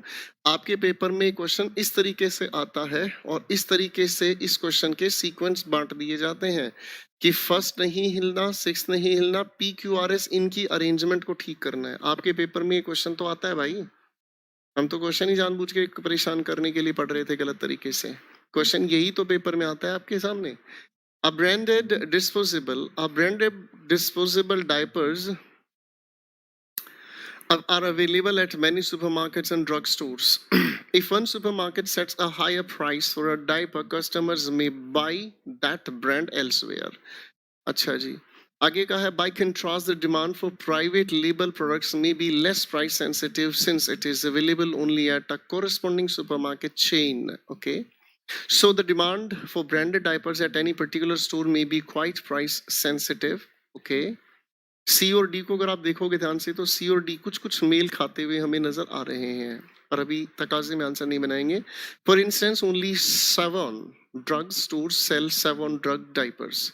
ये दूसरे तरीके से भी समझा जा सकता है, जैसे अपोलो फार्मेसी नाम की अलग अलग आउटलेट्स हैं जहाँ दवाइयाँ मिलती हैं, और अपोलो फार्मेसी नाम के आउटलेट्स पर ही अपोलो के खुद के मैन्युफैक्चर्ड ब्रांड्स मिलते हैं और कहीं आपको देखने को नहीं मिलते हैं। अब इसने जो एग्जाम्पल दिया है, आप अगर ध्यान से देखोगे दोस्तों, तो एग्जाम्पल के अंदर आपका जो ई वाला है शब्द, आपका ये ई वाला है, ये ई सी को एक्सप्लेन कर रहा है। सी वाले ऑप्शन के अंदर हुआ क्या है, सी वाले ऑप्शन के अंदर प्राइवेट ब्रांड के प्रोडक्ट्स की बात कही गई है, और इसी इंस्टेंस के लिए आपने ई वाले ऑप्शन को उठाया है, यानी कि सी के बाद ई अपने आप निर्धारित हो गया। आगे डी जो लास्ट ऑप्शन कहता है then stores should set a higher incremental margin percentage of private label diapers. तो प्राइवेट लेवल की अगर बात कही गई है एफ वाले ऑप्शन में, तो इसके पास प्राइवेट वाली इंफॉर्मेशन ही रखी जानी चाहिए। अरे भाई हाँ है ना, यानी कि इस एफ से पहले प्राइवेट इंफॉर्मेशन ही रखी जानी चाहिए। तो जिसके आखिर में एफ से पहले ई और सी लिखा हुआ है उसको देखने का काम करें। ये हमारा बाहर हुआ, ये हमारा बाहर हुआ, यहाँ पर ई लिखा है, ई लिखा है। पहले ऑप्शन के अंदर ई से पहले डी लिखा है, इधर ई से ठीक पहले सी लिखा है। कहानी खत्म होगी, अपना आंसर तैयार हुआ, बात खत्म। बात समझ में आ गई भाई? बिल्कुल सिंपल सी बात थी। सौदा डिमांड की वजह से क्रिमिनल क्रिमिनल क्रिमिनल कहाँ लिखा भाई? अरे क्रिमिनल किसने देख लिया क्रिमिनल? गुजर साहब क्रिमिनल नहीं लिखा। So the demand for branded diapers लिखा, क्रिमिनल कहाँ देख लिया आपने गुजर साहब? Scorpio UP 14।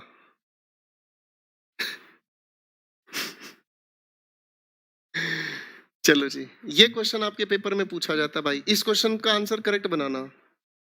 ये क्वेश्चन आपके पेपर में आता है, ये वही क्वेश्चन है जो अभी थोड़ी देर पहले मैं बता रहा था। इस फॉर्मेट में क्वेश्चन आते हैं आपके, ये आपके मेंस के पेपर के लेवल पर क्वेश्चन है भाई। इस फॉर्मेट में क्वेश्चन आता है, पहला और सिक्स्थ हमेशा फिक्स होता है, बीच की अरेंजमेंट को ठीक, इसी की वजह से इसका नाम बेचारे का PQRS पड़ गया था।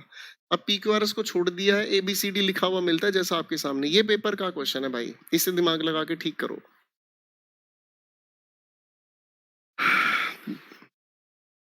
दिमाग लगाओ भाई फटाफट से। अब आगे तुम सही एड्रेस पे, देर लगी लेकिन बहुत सही जगह गए। आंसर बनाओ भाई, जिसने आंसर ठीक बना दिया ना उस इंसान को मैं क्या कहूँ, जो तुम कहो वो मैं मान लूंगा। आंसर बनाओ भाई, ये आपके पेपर का क्वेश्चन है।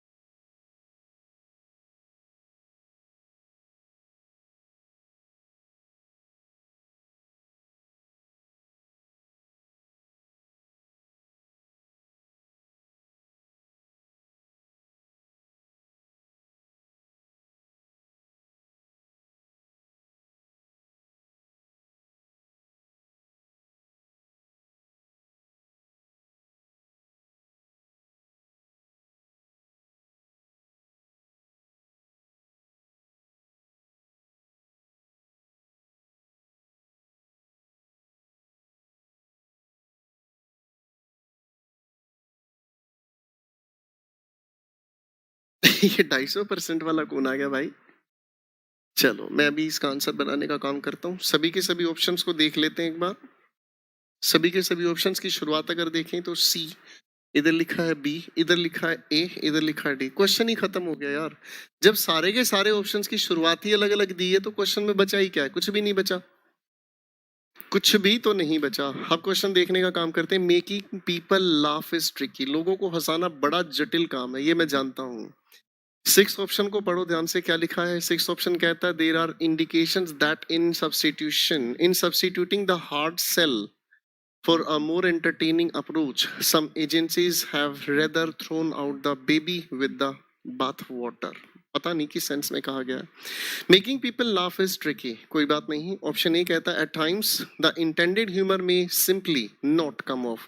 कभी कभी जो ह्यूमर सोचकर कोई इंसान कोई सेंटेंस बोलता है, सामने वाला वो बात नहीं समझ पाता, इसलिए सामने वाला हंस नहीं पाता। Making people laugh while trying to sell them something is a tougher challenge since the commercial can fall flat on two grounds. Fall flat का मतलब असफल होना। आप लोगों ने एक एडवर्टीजमेंट देखी होगी दोस्तों, कुछ याद आ रहा है? एक एडवर्टीजमेंट आपने देखी होगी, क्या आपके टूथपेस्ट में नमक है? तो उसे देखते ही हमें हंसी आती है, ये है ह्यूमर, ठीक है। There are many advertisements which do amuse but do not even begin to set the cash registers ringing. मतलब बहुत अच्छी उनकी एडवर्टीजमेंट होती है, लेकिन उनका जो कैश रजिस्टर है, मतलब वो पैसा नहीं कमा पाते। Again, it is rarely sufficient for an advertiser simply to amuse the target audience in order to reap the sales benefit. Target audience पर अगर फोकस करेंगे तो फायदा है एडवर्टीजमेंट का, ठीक है ना जी, तभी सेल्स बेनिफिट उनको मिल पाएंगे, ठीक है जी। अब बच्चों, इस लिखी हुई सारी की सारी बातचीत के अगर सीक्वेंस को हम ध्यान से देखें, ठीक है, इस सारी की सारी सीक्वेंस को अगर हम ध्यान से देखने की कोशिश करें, तो आप अगर सिक्स्थ वाले ऑप्शन को देखोगे तो सिक्स्थ वाले ऑप्शन के अंदर बताया गया है एडवर्टीजमेंट का फेलियर। ध्यान से देखो, लिखा है there are indications that in substituting the hard sell for a more entertaining approach some agencies have rather thrown out the baby with the bath water. उन्होंने बच्चे के साथ बाथ वाटर को भी फेंक दिया। जो प्रोडक्ट आप बेचने के लिए आए थे उस प्रोडक्ट को तुरंत बाहर उठा के फेंक दिया, यानी कि फेलियर की बात कही गई है। इसी सिक्स से पहले सी ऑप्शन को देखोगे तो इसके अंदर भी नेगेटिव फेलियर जैसी बात कही गई है। देखो ध्यान से क्या लिखा है, देखो ध्यान से क्या लिखा है। There are many advertisements which do amuse, मस्ती वाली तो लगती है लेकिन इनफैक्ट वो प्रॉफिट कमा नहीं पाती। बात समझ में आ गई? अब आ जाओ, ये तो समझ में आ गया कि सिक्स से पहले मुझे सी चाहिए। फर्स्ट के ठीक बाद अगर मैं देखना चाहूं तो फर्स्ट वाले ऑप्शन के अंदर क्या लिखा है, मेकिंग पीपल लाफ। आप अगर देखोगे तो बी ऑप्शन के अंदर मेकिंग पीपल लाफ को ही तो एलेबोरेट किया गया है। तो शुरुआत में मुझे बी लिखा हुआ चाहिए और आखिर में मुझे सी लिखा हुआ चाहिए। बात खत्म हो गई यार, ठीक है ना जी। तो सी फॉर चाइना सेट कर दिया सभी ने। अखिलेश नाम का एक असुर है जो कहता है ए होगा। वीरेंद्र नाम का एक भस्मासुर है जो कहता है ए होगा। अब थोड़ी सी इनके मजे ले लेता हूं मैं। रजत कुशवाहा नाम का एक भद्र प्रताप है, दुष्ट है, ए कह रहा है। हर्षवर्धन नाम का एक शृपनखा है जो ए ऑप्शन कहता है। तेज प्रताप नाम का नालायक भ्रष्टाचारी कहता है सीक्वेंस सही है। अब इनको थोड़ा सा मैं तबीयत इनकी ठीक करूंगा ना, तब इन्हें अकल आएगी। तुम यहाँ क्वेश्चन ठीक नहीं कर पा रहे, पेपर में तारा रारा करके आओगे।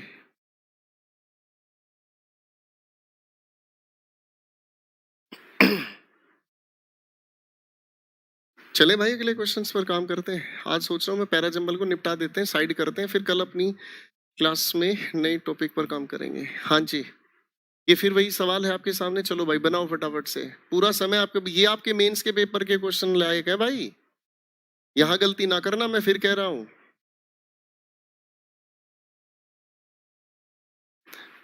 चलो फटाफट से आंसर बनाओ मनीषा, आंसर बनाओ बेटे फटाफट से, चलो।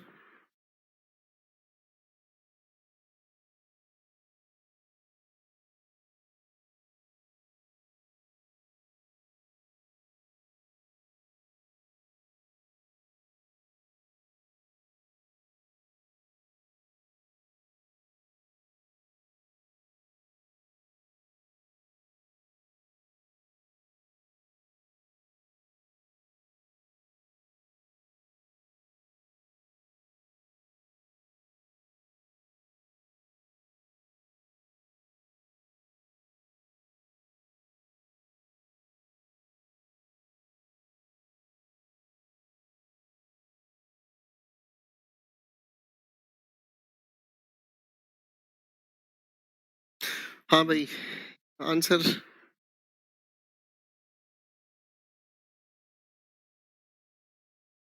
चलो इसके आंसर पर काम कर लेते हैं। और ये लिखा है मेरे सामने, इधर लिखा है बच्चों बी, इधर लिखा है ए, इस तरफ आते हैं तो लिखा है डी, इस तरफ लिखा है तो बी। तो सीक्वेंस में शुरुआत में सी फॉर चाइना नहीं आता है, ठीक है ना जी।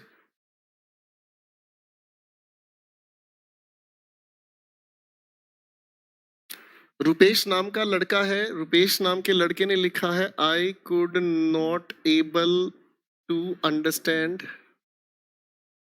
This lecture said by Rupesh. Rupesh ने ये सेंटेंस लिख के भेजा है, I could not able to, अच्छा सॉरी, अंडरस्टैंड तो ठीक नहीं है, इसने कहा है टू सी द लेक्चर।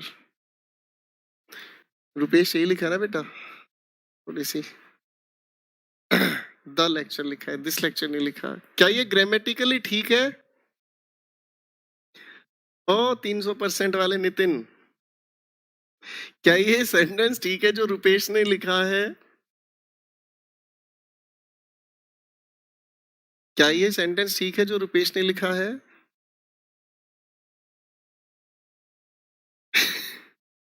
तो रुपेश पहले थोड़ा सा ग्रामर ठीक कर ले बेटे, इससे मुझे पता चला तूने प्रीलिम्स में क्या करके आया तू, ठीक है ना? फाइन।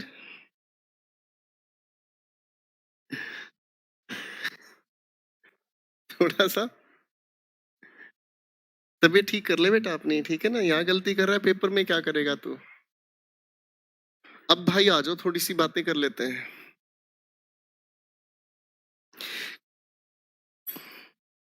क्वेश्चन हमारे सामने 47 है, सभी की सभी ऑप्शंस अलग अलग हैं, सिर्फ एक ऑप्शन सी की किसी की पेशगी नहीं है। आंसर बताना शुरू करेंगे। Picture a terrible colony occupying a tall mud hump on an African plain. Hump ढेर को कहते हैं। चित्र बनाकर देखें, टर्माइट कॉलोनी, टर्माइट्स होते हैं ये जो आपके दीमक है, चींटियां हैं, और जो ये रहती हैं दीमक या चींटियां, ये बेसिकली अपनी मिट्टी से एक माउंट बनाते हैं, एक हम्प बनाते हैं इस तरीके का। आप लोगों ने कार्टून्स वगैरह में देखा होगा, एक प्लेन जमीन पर इस तरीके से ये बनाते हैं, ठीक है।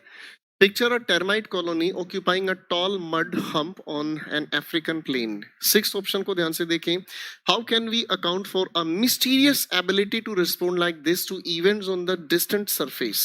किस तरीके से टर्माइट्स एक दूसरे को मैसेज कन्वे करते हैं, ये एक मिस्ट्री है, रहस्य, ये समझ से परे है। चलो देखते हैं। अब अगर हम इस लिखे हुए पहले ऑप्शन को ध्यान से देखने का काम करें तो पहला ऑप्शन हमें कहता है हंग्री प्रीडेटर्स ऑफन, प्रीडेटर हम कहते हैं जो जीवन बचाते हैं, sorry, hungry predators often invade the colony and unsettle the balance. जो हंग्री प्रीडेटर्स हैं वो इनकी कॉलोनी पर अटैक करते हैं और इनको डिस्टर्ब करने की कोशिश करते हैं। The colony flourishes only if the proportion of soldiers to workers remains roughly the same so that the queen and workers can be protected by the soldiers and the queen and soldiers can be serviced by the workers. Basically इस mound के इस hump के अंदर जो रहने वाले चींटे हैं, termites हैं, उनके अंदर एक क्वीन होती है जो ऑर्डर देती है, बाकी सभी के सभी वर्कर्स हैं और इनकी सेफ्टी के लिए सोल्जर्स हैं। दूसरे टर्माइट्स इसके ऊपर जब अटैक करते हैं, ठीक है ना, तो इनके इस बैलेंस को डिस्टर्ब करते हैं।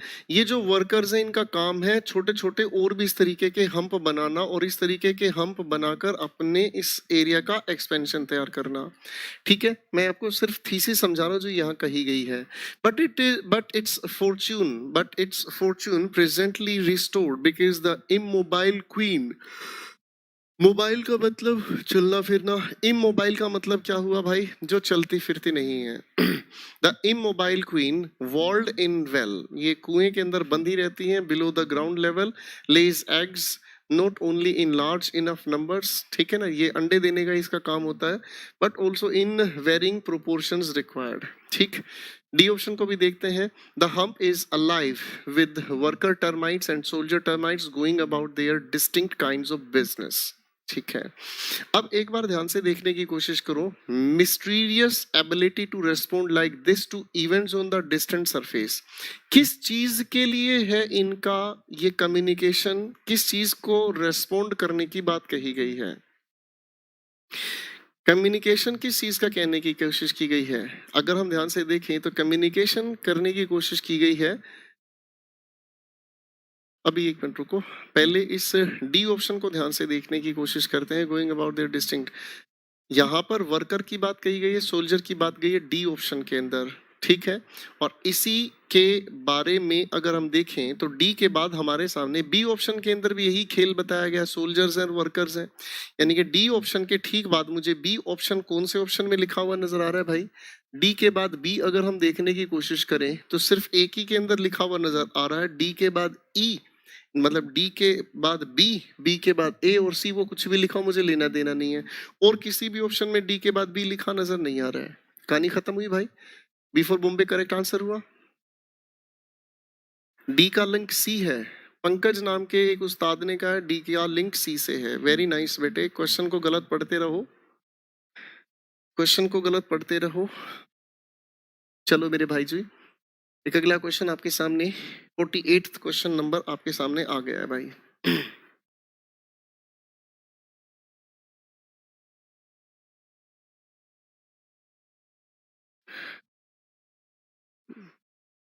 क्वेश्चन नंबर 48 पर दिमाग लगाओ भाई साहब।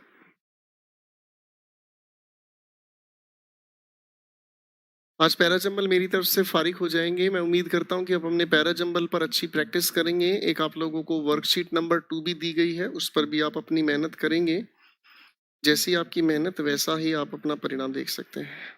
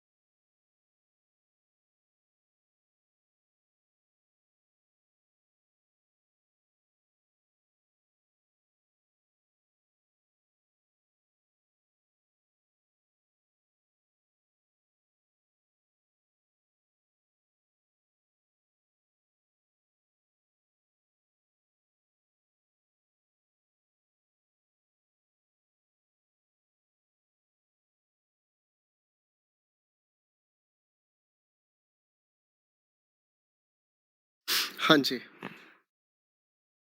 क्वेश्चन नंबर 48 पर काम कर रहे थे हम। तो क्वेश्चन नंबर 48 को अगर हम थोड़ा ध्यान से देखें, सारे के सारे सीक्वेंस आपके सामने लिखे ही हुए हैं।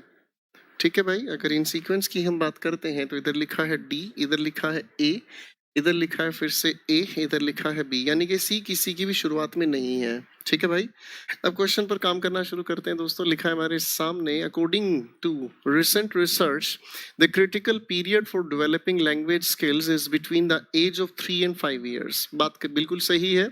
भाषा को लेकर जो बच्चों के अंदर अधिगम शुरू होता है, लर्निंग शुरू होती है, बच्चे जो भाषा को सीखते हैं तो वो उम्र 3 से 5 के बीच में ही भाषा को सीखने का प्रोसेस शुरू करते हैं। 6th ऑप्शन को देखें, their comprehension of language is there for very high. और ऐसे बच्चों की, पता नहीं किस कैटेगरी के बच्चों को कहा है, कॉम्प्रिहेंशन का मतलब होता है एबिलिटी टू अंडरस्टैंड, समझने की शक्ति या समझने की क्षमता बहुत ज्यादा होती है। किन बच्चों की ये नहीं पता। The read to child already has a large vocabulary and sense of grammar and sentence structure। पता नहीं किसकी बात कह रहे हैं। Children who are read to in these years, आगे लिखा है, have a far better chance of reading well in school। आगे लिखा है indeed of doing well in their subjects। C option लिखा है, and the reason is actually quite simple, and the reason is actually quite simple. Reason कहा है, this correlation is far and away the highest yet found between home influences and school successes. तो ऐसे लोगों के लिए अगर आप ध्यान से देखोगे, बड़े ध्यान से इसे, तो मेरे भाई इस डी और सी का आपस में एक रिलेशन दिखाया जा रहा है, ठीक है ना जी। डी और सी का आपस में एक सीक्वेंस बिल्कुल स्पष्ट नजर आ रहा है। डी के बाद सी हम लोगों को लिखा हुआ चाहिए। मैं क्वेश्चन को दोबारा से देखना चाहूंगा, थोड़ा सा हम उलझ गए। According to recent research, the critical period for developing language skills is between the age 3 and 5. ठीक है, the read to, मुझे लगता है यार ready to चाइल्ड होना चाहिए या नहीं होना चाहिए पर पता नहीं। द रीड टू चाइल्ड, ये वो बच्चे जो पढ़ने योग्य बन जाते हैं, already has a large vocabulary and a sense of grammar and sentence. ठीक है, अगर हम ध्यान से देखने की कोशिश करें तो इसके अंदर ए और बी का भी कुछ आपस में सीक्वेंस बन सकता है।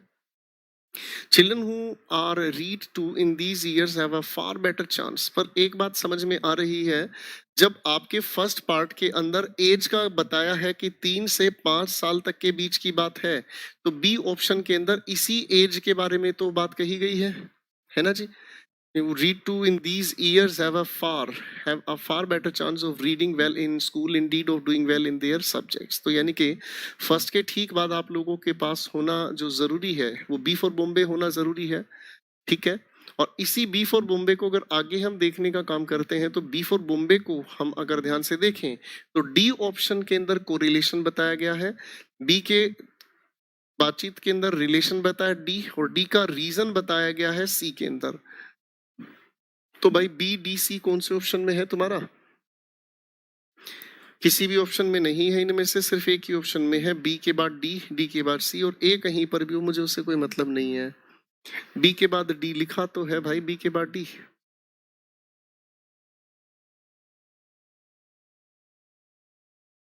काफी बच्चे सही आंसर बता रहे हैं। ये आपके पेपर में आता है भाई, इसका ध्यान से तैयार कर लो मीनिंग, ठीक है ना। चलो बेटा क्वेश्चन 49 सोल्व करके दिखाओ फटाफट से। क्वेश्चन नंबर 49 सोल्व करके दिखाओ फटाफट से, और ये हमारी इस गुफ्तगू का अंतिम सवाल हो सकता है। क्वेश्चन नंबर 49 सोल्व करो, बाकी इसके बाद आप अपनी प्रैक्टिस जितनी करना चाहें कर सकते हैं। आप सभी के पास दुनिया भर का स्टडी मटेरियल है अब तक जो हमने पढ़ा है भाई। क्वेश्चन 49 का सॉल्यूशन तैयार करें फटाफट से। सभी ऑप्शन की शुरुआत देखें तो डी लिखा है, ए इस तरफ देखते हैं, ए इस तरफ देखते हैं, डी। आपके पेपर में यही क्वेश्चन देखने को मिलते हैं भाई। चलो बनाओ फटाफट से।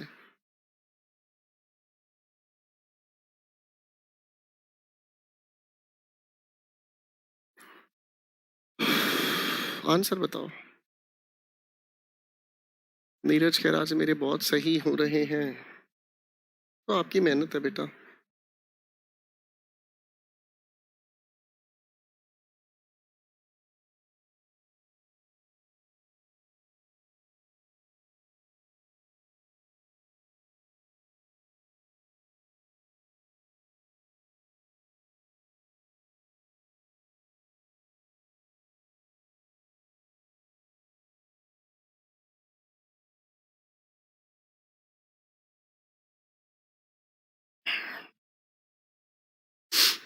चलो मैं आंसर बताना शुरू करता हूँ बच्चों, डिस्कस करना शुरू करता हूँ। आप अगर देखोगे ध्यान से तो सिर्फ 2 ही चॉइसेस दी गई हैं, ए या डी की शुरुआत दी गई है भाई, ठीक है। और आखिर अगर देखने की कोशिश करोगे तो सभी के अंदर बी का जिक्र है या फिर एक सी का जिक्र है, ठीक है। तो ये बड़े प्यारे सवाल लगते हैं मुझे, क्योंकि इनमें एक ही ट्रिक में क्वेश्चन खत्म होता हुआ नजर आता है। मैं सवाल का जिक्र आपके साथ शुरू करूंगा। A high powered outboard Motors were considered to be one of the major threats to the survival of beluga whales। beluga whales अब मुझे समझ में आया, ये शायद वेल मछलियों के लिए एक बड़ी सी जो इस तरीके की बोट शिप वेसल कुछ भी हो सकती है, इसमें हाई पावर्ड इस तरीके की टरबाइन लगी होती है जो वेल्स के लिए ज्यादा खतरनाक है, शायद ये कहना चाह रहे हैं। अभी मुझे पता नहीं आगे कहानी क्या है। with these अब पता नहीं है these किसके लिए यूज हुआ है। hunters could approach beluga within hunting range and profit from its inner skin and blubber। मतलब उनको मारकर उनकी स्किन और ब्लबर से वो पैसा कमाते हैं, आप जानते हैं। कि एक ऑयल इनकी स्किन से निकाला जाता है, ठीक है ना, जिसे आप नाम जानते हैं, सेवन कॉड लीवर जिसे आप कहते हैं। To escape an approaching motor, belugas have learned to dive to the ocean bottom and stay there for up to 20 minutes. मतलब गहराई में जाकर 20 मिनट तक वहां रह सकती हैं, by which time the confused predator has left. जो शिकार करने आते हैं predator कहते हैं उसे हम। तो आगे आता है, today however even with much more powerful engines it is difficult to come close because the whales seem to disappear suddenly just when you thought you had them in your sight. आप देखने की कोशिश करोगे तो तब भी आपकी नजरों से दूर जा सकने की क्षमता रखते हैं। आगे लिखा है, when the first outboard engines arrived in early 1930s, one came across 4 HP and 8 HP motors. D option को अगर आप देखोगे ध्यान से तो इसने इस आउटबोर्ड मोटर के बारे में बात कही है। भाई ए ऑप्शन, फर्स्ट ऑप्शन के अंदर मोटर की बात कही गई है, डी ऑप्शन ही इस मोटर के डिस्क्रिप्शन की बात कर रही है। हटाओ यार इन दो ऑप्शंस को, 2 बचने, इनके बारे में बात करेंगे, ठीक है। 6th ऑप्शन को देखो, beluga seem to have used their well known sensitivity to noise to evolve in avoidance strategy. वो बच के भागने के लिए अपनी एक रणनीति बनाकर चलते हैं, ठीक है ना। अगर हम थोड़ा ध्यान से इस चीज को देखने की कोशिश करें, अगर आप ध्यान से देखने की कोशिश करें तो आपका जो ऑप्शन बी है, आपका जो ऑप्शन बी है, ऑप्शन बी के अंदर एस्केप करने की ट्रिक बताई है, ठीक है ना। ऑप्शन बी के अंदर एस्केप करने की ट्रिक बताई गई और 6th इसी एस्केप के प्रोसेस को बता रहा है, ठीक है ना। यानी कि फर्स्ट के बाद डी और 6th के बाद, 6 से पहले बी। तो मेरे ख्याल से आंसर यही तो हो गया आपके पास। ये भी नहीं हुआ भाई, करेक्ट आंसर आपके सामने है बिल्कुल, ए फॉर एप्पल आपने करेक्ट आंसर मार्क किया, ठीक है बच्चों। तो भाई ये चीज अब मैं आपके सामने से हटाने की कोशिश करूंगा। आ जाओ भाई सारे के सारे दोस्त फटाफट से। अब 2 मिनट की करता हूं मैं बात, उसके बाद विदाई समारोह होगा आप लोगों का बाबुल की दुआओं लेती जा के साथ। हाँ भाई, अब मुझे बताओ कैसा महसूस कर रहे हैं आप लोग।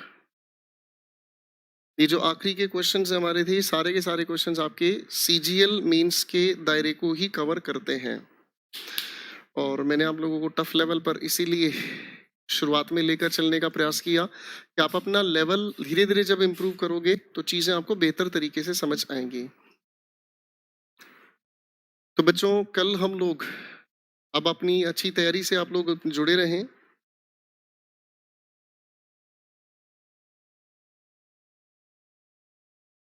तो अब आप अपनी अच्छी तैयारी से जोड़ने की कोशिश करें, ठीक है। ठीक है बच्चों, आपको एक जो सेकंड नंबर की पीडीएफ दी गई है, प्लीज आप उस पर काम कर लीजिएगा, अपनी मेहनत करें, अपनी तैयारी करें, अपनी तैयारी के एक एक सेगमेंट को जोड़ते हुए चले जाएं। वॉइसेस किए हैं, कितने नंबर तैयार हो गए आपकी तरफ से, मेरी तरफ से, नरेशन कैसे तैयार हुए हैं, पैराजंबल तैयार हुए हैं, ठीक है भाई। उसके अलावा मैं आपका जो अब अगला सेगमेंट शुरू कर रहा हूँ उसका डिस्क्लोजर मैं कल ही रखूंगा, ठीक है दोस्तों। तो अच्छे से पढ़ें, रिवाइज करें, ठीक है बच्चों। मैं फिर से कह रहा हूँ, इस सेशन को बार बार देखोगे, ठीक है, और उसके बाद अपनी प्रैक्टिस लगाते रहोगे, you will definitely feel the improvement. Thank you very much, good day, good night, take care, love you all. मस्त रहें, व्यस्त रहें और भाभी को छेड़ते रहें। Thank you very much, good night.